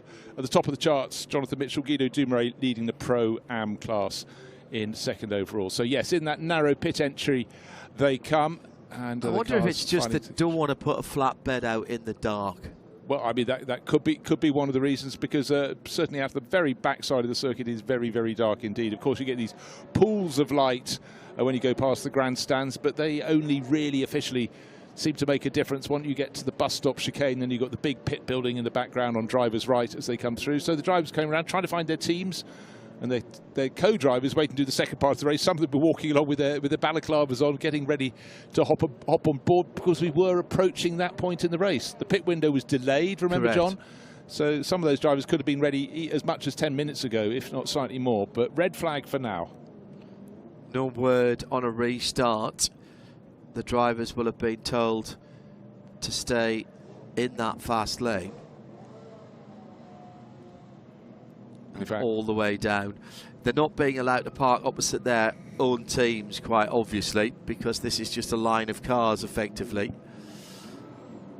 And the only two cars that I haven't seen come around are the two that we've been mentioning. The one that we knew that was in the gravel trap at Blanchimont, which is the white, or silver actually, with the red stripe on it, the darker red stripe of Jean-Marc Merlin and Pierre Thiriet, and the 35, which is the tangerine and white Amman Mille number 35. Both 2013 cars, both Audis, but two completely separate incidents. I do not think they were linked at all, Bruce. Different parts of the circuit. Yeah, good kilometre-and-a-half separate, I would suggest. So, 2 Aston Martins, a Nissan, 2 Mercedes, and a Ford. So there we are. Again, in the top 6 positions, we've got 4 manufacturers, as it should be. Top 7, we've got 5 manufacturers. Top 8, we've got 6 manufacturers. So, and in fact, in the top 10, we have 7 different manufacturers. So again, that is the essence. That was one of the reasons that GT3 worked as well. And for a lot of people, they had their own favourite manufacturer. They wanted to come on board with them. So at certain points, certain marques had far more domination of the field than other times. Right now, it's incredibly even, Steve, both on the historic scene here in the GT3 Revival Series and, of course, in the GT World Challenge. Sadly, the Jordan Racing Team McLaren MP412C, the Matthew Holm car, that car did not take the start. Craig Wilkins got back out again, having dropped a couple of laps. Maybe he didn't actually in that Scott Sport car. He went down the pit lane. Duncan McKellar was in the pit lane early in the endless Porsche, the 997 GT3R, and the Seiler Racing Corvette Callaway, the Alfred Moser driven car, that's come back into the pit lane. So the only cars we are missing now in the pit lane are those 2 that we've mentioned. And we wait for news from what's going on down in the pit lane. Time will, well, the clock has stopped for the moment at 23 minutes and 25 seconds. So literally just after the halfway point in the race, scheduled for 50 minutes in all, very much coming up to the driver change period. And they were fighting there. I started to go. They were fighting, I could escape. Just and the Audi had the accident in front of me, one. We went out, the other one went out, and well, so crazy. Blanchimon, the Audi. The drivers discussing with their teams the early part of the race and the limited amount of green flag racing that they had. Yeah, but you know, you think back to the start and it was absolutely epic. It was really, really good racing, very close. And you know, sometimes you get the top half dozen might get away, but they were still changing positions with Heiko Neumann going down the order, up the order, Andrew Bentley gaining a position. Top 2, Guido Dumoulin, who really races a lot here at Spa, and Jonathan Mitchell, who's very quick in anything, it seems, from E-types up to V12 Vantage. They were having a really good battle. They were separated sometimes by only half a second. But this is the moment where drivers have to keep their composure and wait to hear what may be about to happen. Will they get to go back out again? Or will they have to wait to fight another day? Happened to me at Silverstone in a classic race where the race was stopped for weather, and I was due in second, and on a very quick call, they said, effectively, you can do your pit stop in the fast lane and change your driver, and then we go again for however long it was. And that was a bit of a scramble, to be honest. Well, I can imagine. I'll tell you what, though, these cars will be racing again tomorrow, 2:35 in the afternoon. So fantastic to have a night race element and a day race. So they will get another go come what may. Hopefully we'll get them going again this evening. What's the time on the clock? It's 10:15 at night, and we're due to have one further race that takes us through to an hour beyond that. But obviously with the clock stop in terms of this race, it's still beating and ticking away in real lifetime. In Central European summertime, yes, absolutely correct. We have run late into the evening here, and of course the 24 hours runs all the way through the night. Yeah, tell me about it. Yeah. It's Bruce Jones. I do the night stint, 9 hours of talking from 11 at night through to 8 in the morning. You try it. No, don't. I don't recommend it at all. I've done it. But, you know, so many times in 24-hour races, we've had this at Nürburgring, we've had it at Le Mans. The problems happen at night. And it's when you started your stint, what you want, if it's 3 in the morning, you want to be talking about racing. It's hard to keep your concentration when your head's going down and you've got safety car, safety car. Well, at Daytona this year, I had 4 hours of fog to talk about. Didn't you just? I joined you for some of those. NBC, yes, absolutely. Let's head down to the pit lane. We have Guillaume Dumaret from GTM Motorsport in the pit lane. In the Formula One pitch here with Guido Dumaret, Guillaume Dumaret. Guido is the father, Guillaume Dumaret is the son. On va le faire en français d'ailleurs avec Guillaume parce qu'il aime bien ça. Guillaume, bon début de course visiblement avec cette Aston Martin, deuxième position pour l'instant. Oui, merci. On a démarré deuxième. J'ai pu garder la position malgré une petite touchette dans le premier virage. Mais bon, j'ai pu suivre le tempo du premier. Je suis content avec ça. Ça commençait à faire un peu noir. Alors c'est quand même bizarre, sans les grandes lumières sur les voitures. On a moins de visibilité. On doit s'adapter un petit peu. Et je pense aussi, à cause de ça, un grave accident dans le blanchiment. Le GT3 Revival Series avec ces GT3 première, deuxième génération, pour vous c'est une très bonne idée, ce genre de compétition? Bah, je deviens un peu vieux, hein, plus vieux. J'ai presque 40 ans, alors je dois m'orienter vers les voitures classiques plutôt que les modernes. Ouais, ça va comme ça dans la vie. Hein.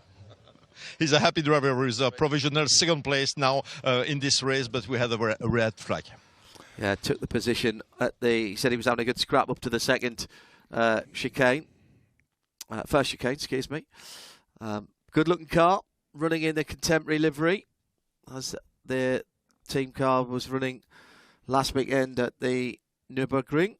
Nürburgring, another event, the Nürburgring 24, that has benefited from GT3. It's called SP9 there, but it's effectively... We know what they mean, yes, don't we? it's the same set of regulations. And, of course, Stefan Vettel was saying how important that race is now, that they can join in and be a part of that race, as they do at Bathurst as well. Yeah, well, they all 5 of them get combined in the Intercontinental GT Challenge. Kick off at Bathurst, second race. You don't get everyone to do all of them, but the manufacturers do all of them. They swap their works drivers around. Second round, Nürburgring 24 hours. Third round, Spa 24 hours. Fourth round, if you think it's hot here, try Suzuka for the 1,000 for the 10 hours. And then Indianapolis 8 hours to conclude. And in the regular championships, the GT World Challenges and stuff, you have drivers competing all year, but there's a bit of chop and change among the crews, but it's still very prestigious to come out on top, but most notably for the manufacturers to get that crown. And of course for Bathurst and the Nürburgring, it's not just the GT3 cars that are there. Bathurst is almost a sole GT3 category, but it isn't, of course, and it's been very clever how the Intercontinental GT Championship has attached itself effectively to some really big races around the world. And the Nürburgring a few years ago, I thought, coming to that, I never thought they'd do that. There's a number of reasons why I thought they would do that, mainly for the tyre supplier. But they actually waived that so that the manufacturers could compete with tyre suppliers that they would normally be using on the Nürburgring. And therefore, cars that are registered, manufacturers that are registered, get points for the ICGT Championship. Then they get the points from their finishing positions without the other cars involved. So if you are the first of the registered manufacturers, even if you're in 5th position, you get #1 points, which I think it works really well. Yeah, it does. You know, we'll see it evolve over the years. Right, Heiko Neumann out of the car because his helmet is sitting on top of his car. There it is, and he was running very nicely. He started very much at the sharp end in 3rd. He fell to 6th, fought his way back ahead of the other SLS driven by Philip Kaduri. That was the one with the Haribo race livery. And there is Heiko's car, run by Moto Park. They've been long-term partners in motor racing, and again those gull wing doors, they just look super extraordinary. But imagine if you drive away, you go around a corner and your door suddenly goes skyward. You can't reach it, you do need help. I saw a road-going SLS the other day for the first time in a very, very long time, and I have to say it's a car that I wouldn't have considered when it was current, but I looked at it and it was in a dark red colour, and it actually looked very, very good indeed. And I've never had a V12 before. V8, yes, but not a V12. I only had a V8 for 10 days, though. I don't think that counts. And they only drove it once. Well, a couple of drivers chatting away. Philip Kaduri, and then just obscured by the mechanic is Rob Huff in the background. Huffster, so successful in the World Touring Car Championship as well. And again, they don't know what's happening as yet. Waiting for all signal as to whether they'll get to continue their race or if that will be it for them here on the Saturday. And they'll just have to come back and do the daylight racing starting at 2:30 tomorrow. But drivers waiting for signal, and hopefully they'll get it very soon. We'll have a chat with Rob Huff in a second. I've seen one of the cars coming back on a flatbed with damage. I suspect that we're looking at the edges of the circuit as well. Let's head down to the Formula 1 pit lane. Actually, that's up to the Formula 1 pit lane from where we are right now. And Rob Huff is standing by.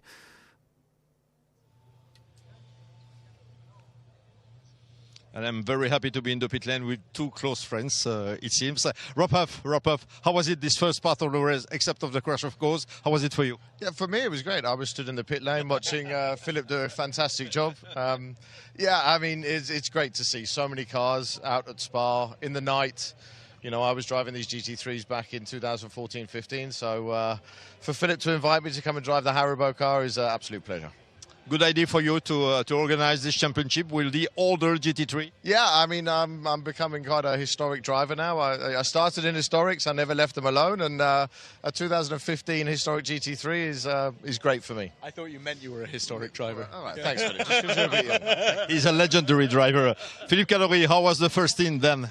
Dark. It's a new car for me. I'm really glad that Huffy's along with me because he's been able to really teach me how to drive the car. We have one of his engineers, Nino, who ran him in period. It's always tricky to learn a new car and trying to find the pace, so it's been nice to follow his times. It's dark, there's a lot of flashing in the mirrors. I'm really glad to hear that our friend who went into the wall, he's okay, and I hope that Rob gets in the car and goes really, really fast. Of course, this championship seems to be very competitive. Many cars, of course, many quick cars. Yeah, and many quick drivers as well. You know, the great thing is you know, it's so competitive. Lots of flashing of headlights, and let's see what we can do for the closing part of the race. There is a good atmosphere here in the pit lane, Formula 1 pit lane of Spa. Thank you very much, Vincent. I think you'll be safely. They're full of sugar from their Haribo sweeties, one feels. But there's the bonnet I looked at over for so many hours in a long-distance race at Nürburgring a few years ago. Telling the story last weekend about Haribo jumping onto the Manthey Porsches. 30 years of Manthey, 20 years since their first win, and 10 years since the Grello colour schemes, all happening, those anniversaries all happening at the same time. And Haribo jumped onto that with the Golden Bear. I remember the Golden Bear on the grid. And Olaf Manthey, the patriarch of that august company for running Porsches, preparation and design company as well. I mean, what Olaf doesn't know about running Porsches at the Nürburgring probably isn't worth knowing.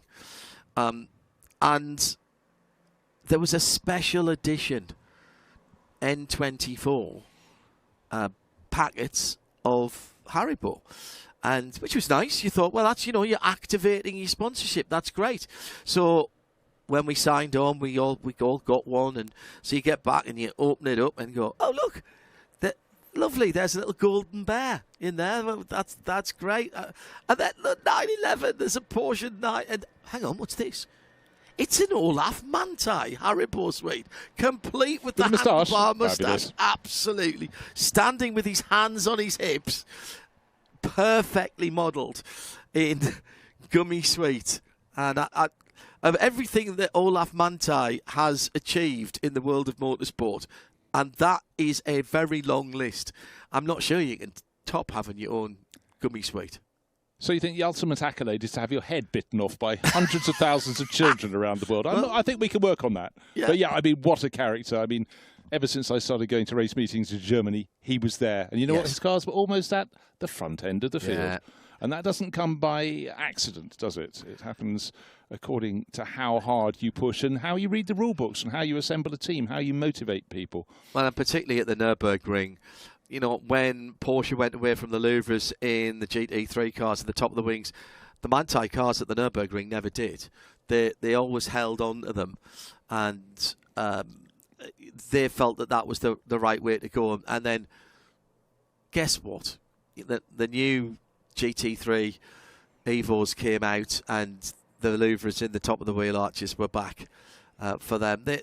The setup work that they did, and of course then being subsumed into the Porsche empire and actually becoming a tuning house officially, so you can get your Manthey MR editions of your Porsche 911s, and it doesn't invalidate your warranty.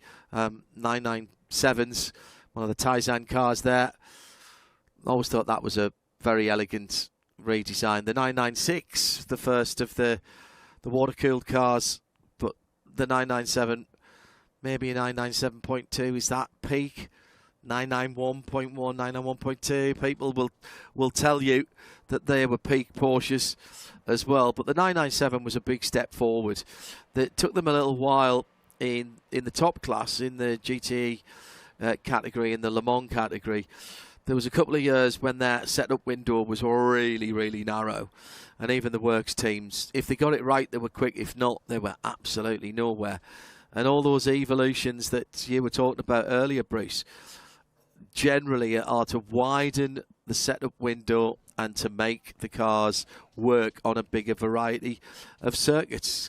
Corvette Callaway, the classic Z05, that would have been. Well, no, 06. 06, yeah.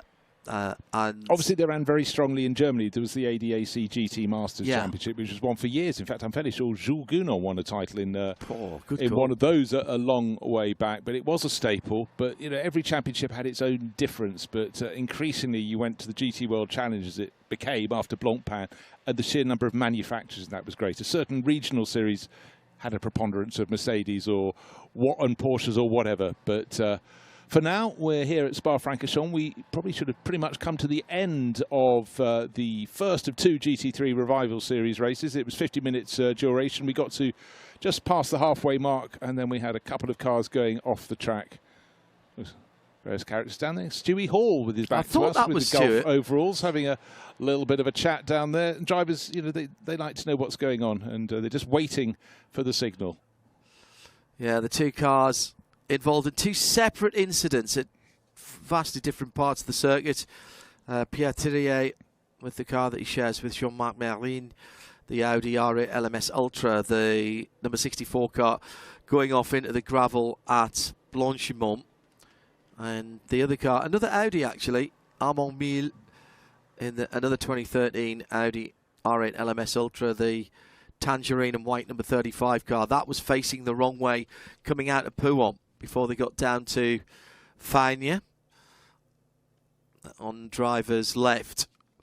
But it appeared that car had rotated, looked to be facing in the wrong direction. So safety car came out originally, and then a red flag called.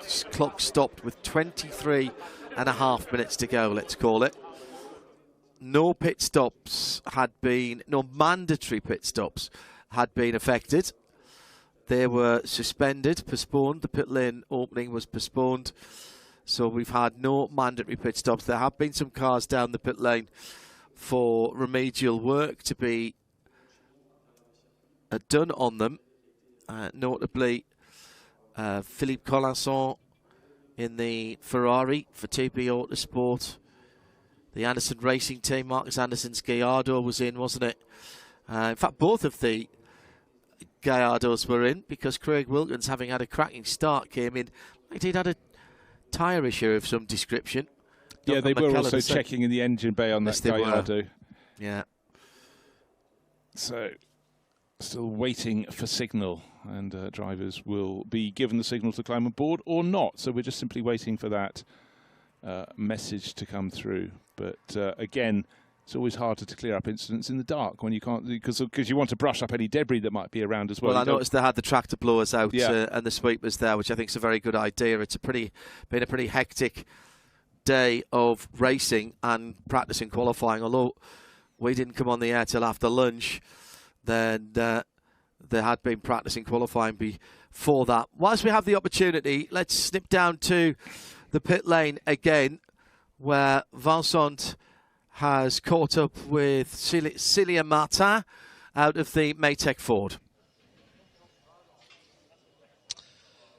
A wonderful Ford GT Maytech for Célia Martin and her co-driver Lindsay Brewer, who's in the car now, who jumped out of the car. We'll make the interview in French. Célia, vous étiez dans la voiture pour la première partie de cette épreuve. Ça s'est globalement passé comment?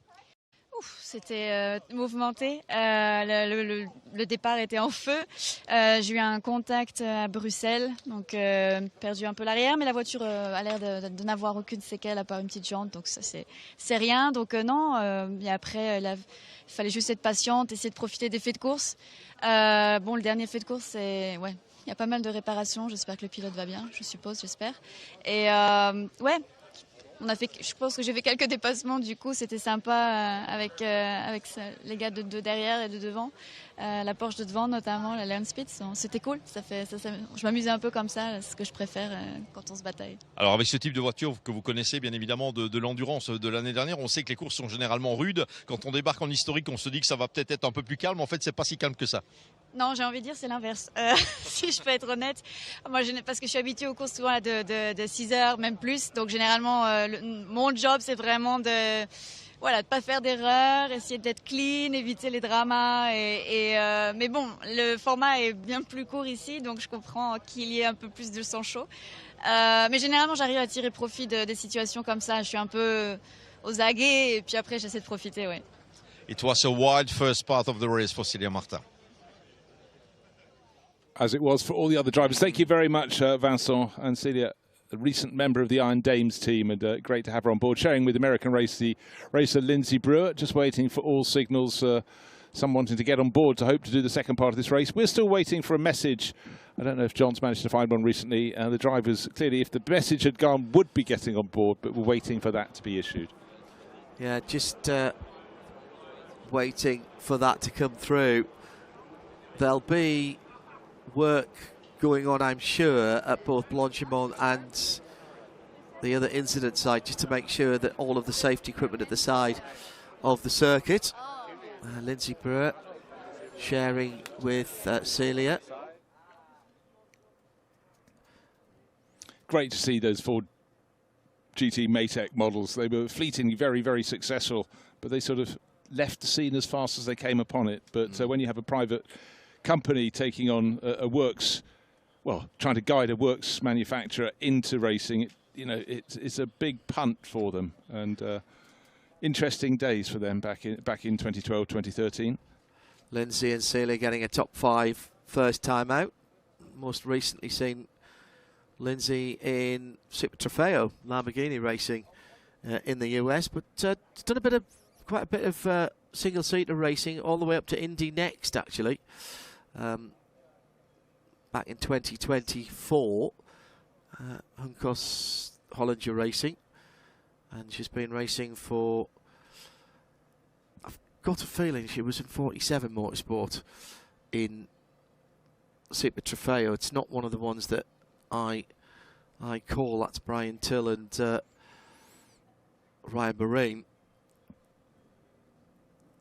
Well, I get to see all the Lamborghini lots at the Lamborghini World Finals. I've done a couple for them, but Jerez de la Frontera hadn't been there for years and years. And then last year, going to Misano, which I have been to quite a lot in recent years. And I'm fairly sure this year it's back to Italy.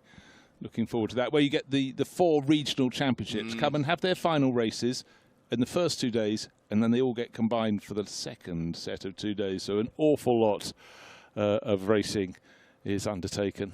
Well, this is where the pit reporters earn their money and earn their keep when there's nothing out on the track. So we get to speak to some of the drivers, and it's great to be able to do that. And Vincent just lining up another victim down on the pit lane. In the nicest way possible, of course. Yes, absolutely. Now, And a lot of the names you'll be introduced to, you go, hold on, weren't they in the previous race? That's very much the beauty of the Le Mans Classic Series, and I'm fairly sure we're going to hear from someone who's been out quite a few times this weekend, just waiting for the signal to come up, but it'll be a Ferrari driver. I'll keep it as a mystery until then. And the top place Ferrari driver in the field is Mauro Ricci in 8th place overall. 2nd place Ferrari driver, a little further down, Jean-Luc Beaubelique in 14th. Stefan Jubstel in 16th. He's running a bright yellow car with DHL on the nose, and we'll find out very shortly which one it will be. It will. Here's confirmation coming through. It's the 52 car. It is indeed Stefan Jubstel. A wonderful yellow Ferrari with Belgian colors on it, and Stefan Jubstel is a German driver with us. Stefan, how was it, the first in of this race for you? Yeah, I liked it a lot. Beautiful track. Was nice out there. Enjoyed it a lot. Your teammate, Stefan, is Thomas Much. Thomas Much is well known, of course, in competition, has a big experience. Can you learn something from him during such a weekend? Yes, a lot. I learn a lot from Thomas. That's why we also decided to do this together, and really great to learn from him. With his experience, it's great to drive with him, yeah. What about the atmosphere of the GT3 Revival Series? It's a new championship. It seems to be quite wide on the track. Yeah, but I like it. So I think it's great that we have it, and I like to be part of it, yeah. And what Stefan Jubstel can expect that the race can restart eventually in a few minutes. Well, we'll keep our fingers crossed for that. That would be great. And still holding the clock at 23.5 minutes to go. The clock would restart as we came out of the pit lane, and then there'd be at least a lap behind the safety car, which would be something in the region of a 5 to 6 minute lap. So I think you are realistically looking at maybe a 10 to 11 minutes, maybe a 12 or a 13 minute sprint. You're going to lose 12 minutes going round and doing a safety car start. I don't think they'd come straight back to green, straight out the pits. You'd do another lap. Well, we will particularly find if you're changing drivers. Yeah, exactly. So we will find out, and that's interesting because down on the entry list, Stefan was down to race solo, but bringing in Thomas Much, and again, that is very much the essence of GT racing. That you have a pro and an AM. The pro pays for it. The AM pays for it. The pro comes in and brings them forward in the field. And some drivers just come forward in leaps and bounds. Others don't always advance as much. That's the nature of the beast. But really, a very good, descriptive, patient GT3 Pro driver can be gold dust for an AM driver. Bring them on in leaps and bounds, and we will see that through the course of this year, the GT3 Revival Series. A lot of drivers driving these cars for the first time. A lot of the pros, certainly not their first time, as we heard from Rob Huff, racing these, but he was racing these 10, 11 years ago, 2014, 2015, and time moves on. And some people have raced, a good half a dozen of the manufacturer cars. So they're very good people to have on board. But again, they still have to be able to explain things to someone in a way they can understand. Well, particularly now that at GT3, at a Pro-Am level, is the GT category in the World Endurance Championship, and therefore at Le Mans for the 24 hours, which is something that, I'll be honest, I never thought would happen. And so now what you have are works drivers who are paid by the manufacturers who have to have a non-pro driver in the car with them. It's normally a platinum, a silver and a bronze now for that.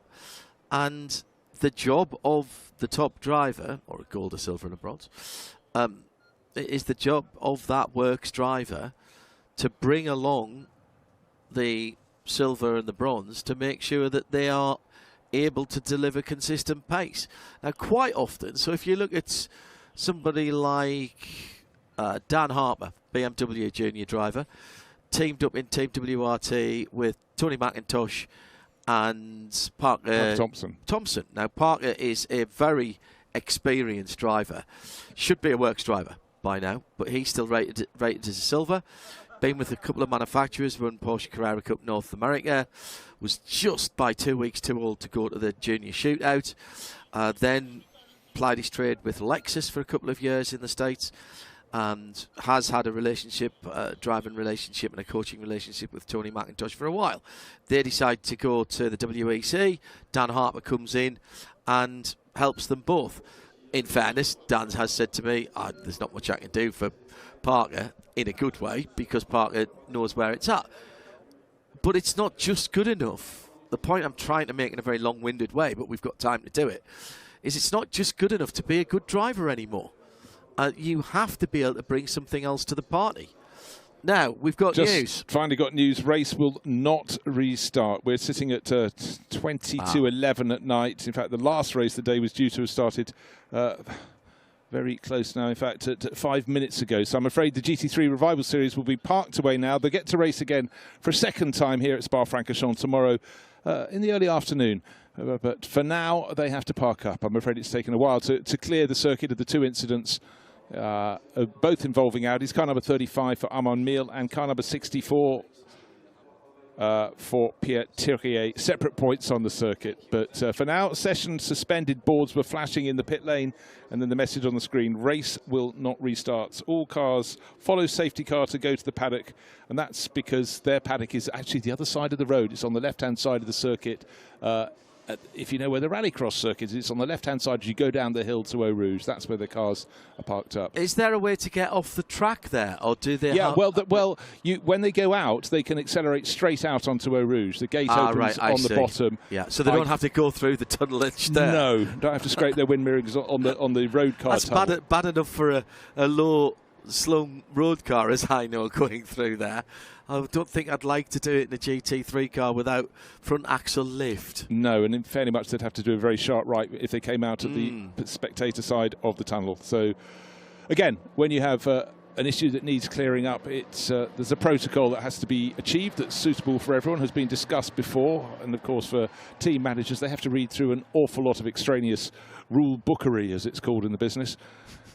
Which isn't really, but anyhow, it's late at night. And anyhow, so I'm afraid we don't get the second part of the first race because the clock has continued to count against them. But what we did see was a very strong run from two Aston Martins, Jonathan Mitchell and Guido Dumouriez. Andrew Bentley doing his very best to keep up in his Nissan, but the V12 Vantages did seem to have the legs on their rivals. And we're just delighted to hear some news that the driver Pierre Thirier is okay. So thank you very much from Race Control to let us know about that. We never want to say anything. We don't want speculation. We want clear, crystal clear comment. So that is very good news indeed. But for now, the GT3 Revival Series is going to be parked up for the Saturday, but we'll be back on Sunday, and we are far from finished. We've got one more race today, the Endurance Racing Legends 2. That's the GT2 runners, mainly Ferraris and Porsches, and we're not complaining about that. No, indeed. So our enjoyment slightly curtailed, but obviously nothing is more important than safety concerns, and both for the drivers involved, and there were two cars involved in two different incidents, but also, of course, for the integrity of the safety provision around the circuit, and that means things like tyre barriers and the metal barriers behind the tyres, and that will have been looked at as well. Blanchimont very quick, and in fact actually coming out of Pouhon was pretty quick as well. So both of the incidents happening at places that can cause significant damage to the infrastructure, the safety infrastructure of the circuit. So the drivers just reinstalling themselves in the cars, ready to be taken, to take them back at slow speed to the paddock area. So apologies for those of you joining us expecting to see some racing, and particularly for those of you on SRO's GT World channels. We'll continue our coverage tomorrow on the Le Mans Classic Series YouTube channel by Peter Auto here at Spa Classic. I must say, it's been brilliant since the inception of streaming, that you can watch anywhere in the world. I would have been a dangerous teenager. I wouldn't have left the house, I don't think, unless I was going to a racing circuit, because there's so much you can watch from wherever you are in the world. Good morning, good night, and somewhere in between. We haven't finished here at Spa-Francorchamps, though. We've still got one more race to go here on the Saturday, and hopefully that will be a cracker. But those drivers have already had their goes. For the drivers who are waiting to take these GT3 cars back to their paddock, they get a further go tomorrow in the afternoon. It's taken a little while for this decision to be made, but that I'm not saying that as a criticism. All things have to be taken into consideration. So with about half the race lost there, no word yet about what points, if any, will be awarded for that.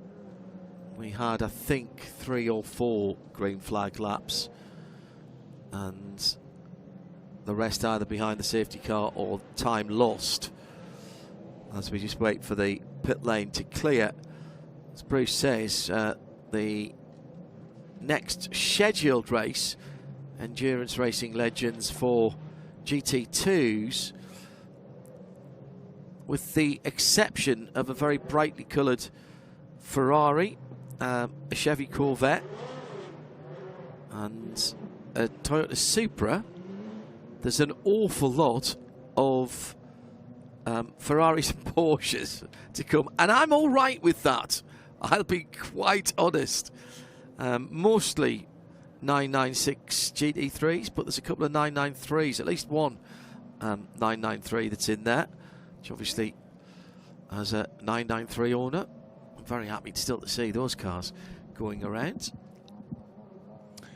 So cars moving away from the Formula One pit lane, they will go back to their paddock, which is on the left-hand side down the hill towards Eau Rouge, the opposite side of the track from the infield paddock, but they're in basically the circuit end of the giant grandstand surrounded rallycross circuit. At the bottom of your image, you can see the cars turning in now. They go into Eau Rouge at rather a bated pace, double back to the left, and they park up in the tents just in front of the grandstands. Of course, there was a configuration of the circuit that not quite where they are going, but the circuit did go off to the left there, and then there was a hairpin, which was the Customs House hairpin, and then rejoined. The reason that it was called Customs House hairpin was because that used to be a border, and the borders around here have been relatively fluid. Fluid, flexible, moving here and there. It's very much where Germany comes pretty close to France and definitely to Belgium. So, yeah, over the years it has ebbed and flowed. So, unfortunately, red flag for the first of the two GT3 races here for the Revival Series, but we'll get the second go in daylight tomorrow. But I must say, as the light went down, it felt like a slice of the GT3 big one in terms of Spa 24 hours. That's coming later in about a month's time. So thank you if you've been joining us on SRO's GT World. Hope you'll come back and join us tomorrow, but not just for this GT3 race. Come back and join us for the rest. Here's the highlights.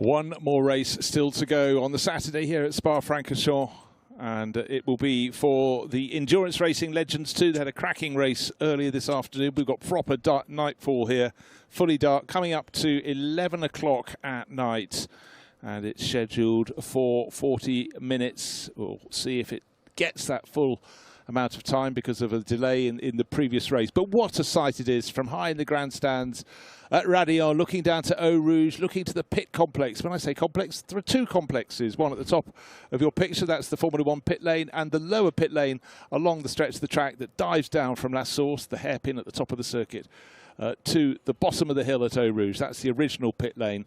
And this meeting, the cars have been split between both of those pit lanes, and the paddocks in between chock full of car clubs, of stands, not just for food, but for fashion, for race helmets, for car trailers. And then you've got the car clubs as well, with astonishing displays of their own. Not just a semblance of cars, but also the Shelby Club has brought a race transporter, original pickup with delivery from the States, a Country Squire estate car, and a lot of people with their Shelby's Cobras have turned up to join them down there. So much to see. But this circuit, Spa-Francorchamps, still an epic piece of tarmac, uphill, downdale through the Ardennes in the eastern corner of Belgium. And it's been hot, it's been sticky.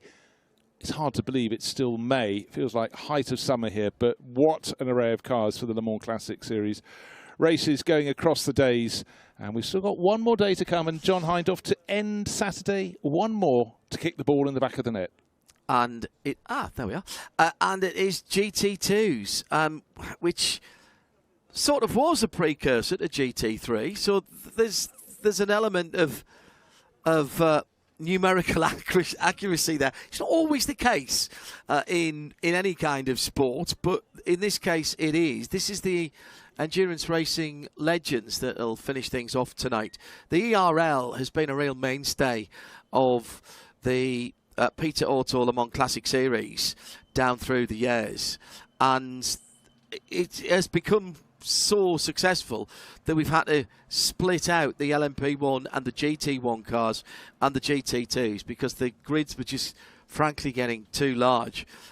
What we're seeing now is people bringing out some glorious cars from the late 1990s into the early 2000s. So not a million years away from the GT3s, but it was a different state of mind that we were having here. GT3 brought a completely different mindset into the homologation, the ruled set of what was going on.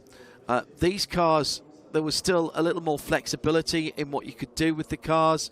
The manufacturers were heavily involved, but there were some tuning houses that got involved as well. But some absolute classics in these. And obviously a lot of Porsches, a lot of Ferraris in this area of our programme. And we span the 993 and the 996 and the 997 actually. Peter Chambers has got a 997, so that's one of the very, very later cars, the Felbermayr 2009 car. So we're looking at 9 or 10 years of the particular type of racing, and we're just hearing that is it for Saturday. I'm afraid we'll be planning to start a 40-minute race, but there will be a curfew, and we are not going to meet it. So they had their race earlier. So for the Endurance Racing Legends 2, it's over and out from them, and from us, from John Hindhaugh, from me, Bruce Jones. It's been a day packed with incident, and we have reached almost midnight, coming up almost 11 o'clock, but it's over and out for Saturday. We were speculating on whether the track infrastructure could be put back into a safe situation to allow us to race again tonight, and ultimately that is the decision that's been made by race control, and you simply cannot compromise on safety. So thank you very much for being with us for today. There's a relatively early start in the morning, which sees us on the air just before 9 a.m.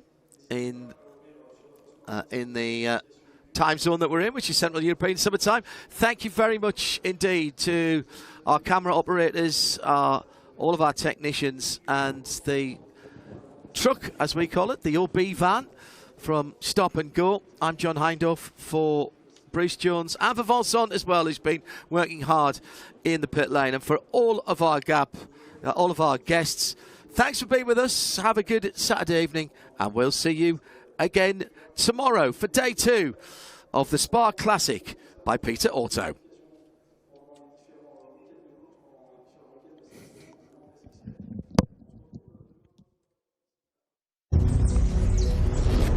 This year, a new chapter begins. Peter Auto redefines the classic.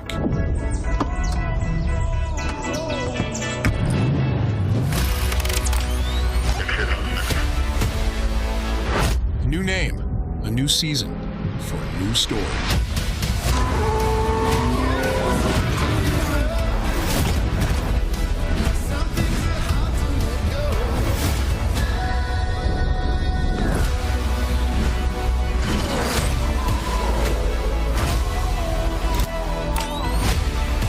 Season starts now.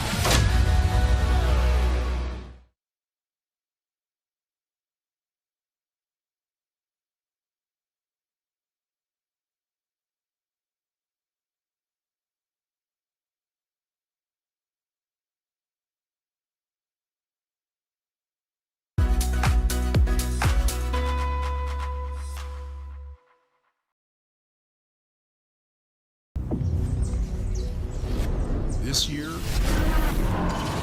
a new chapter begins. Peter Auto redefines the classic.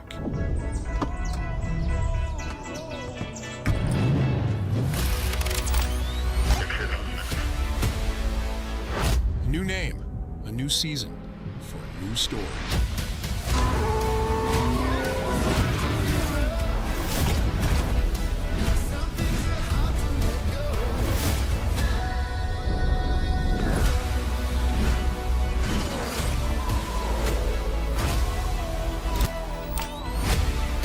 Season starts now.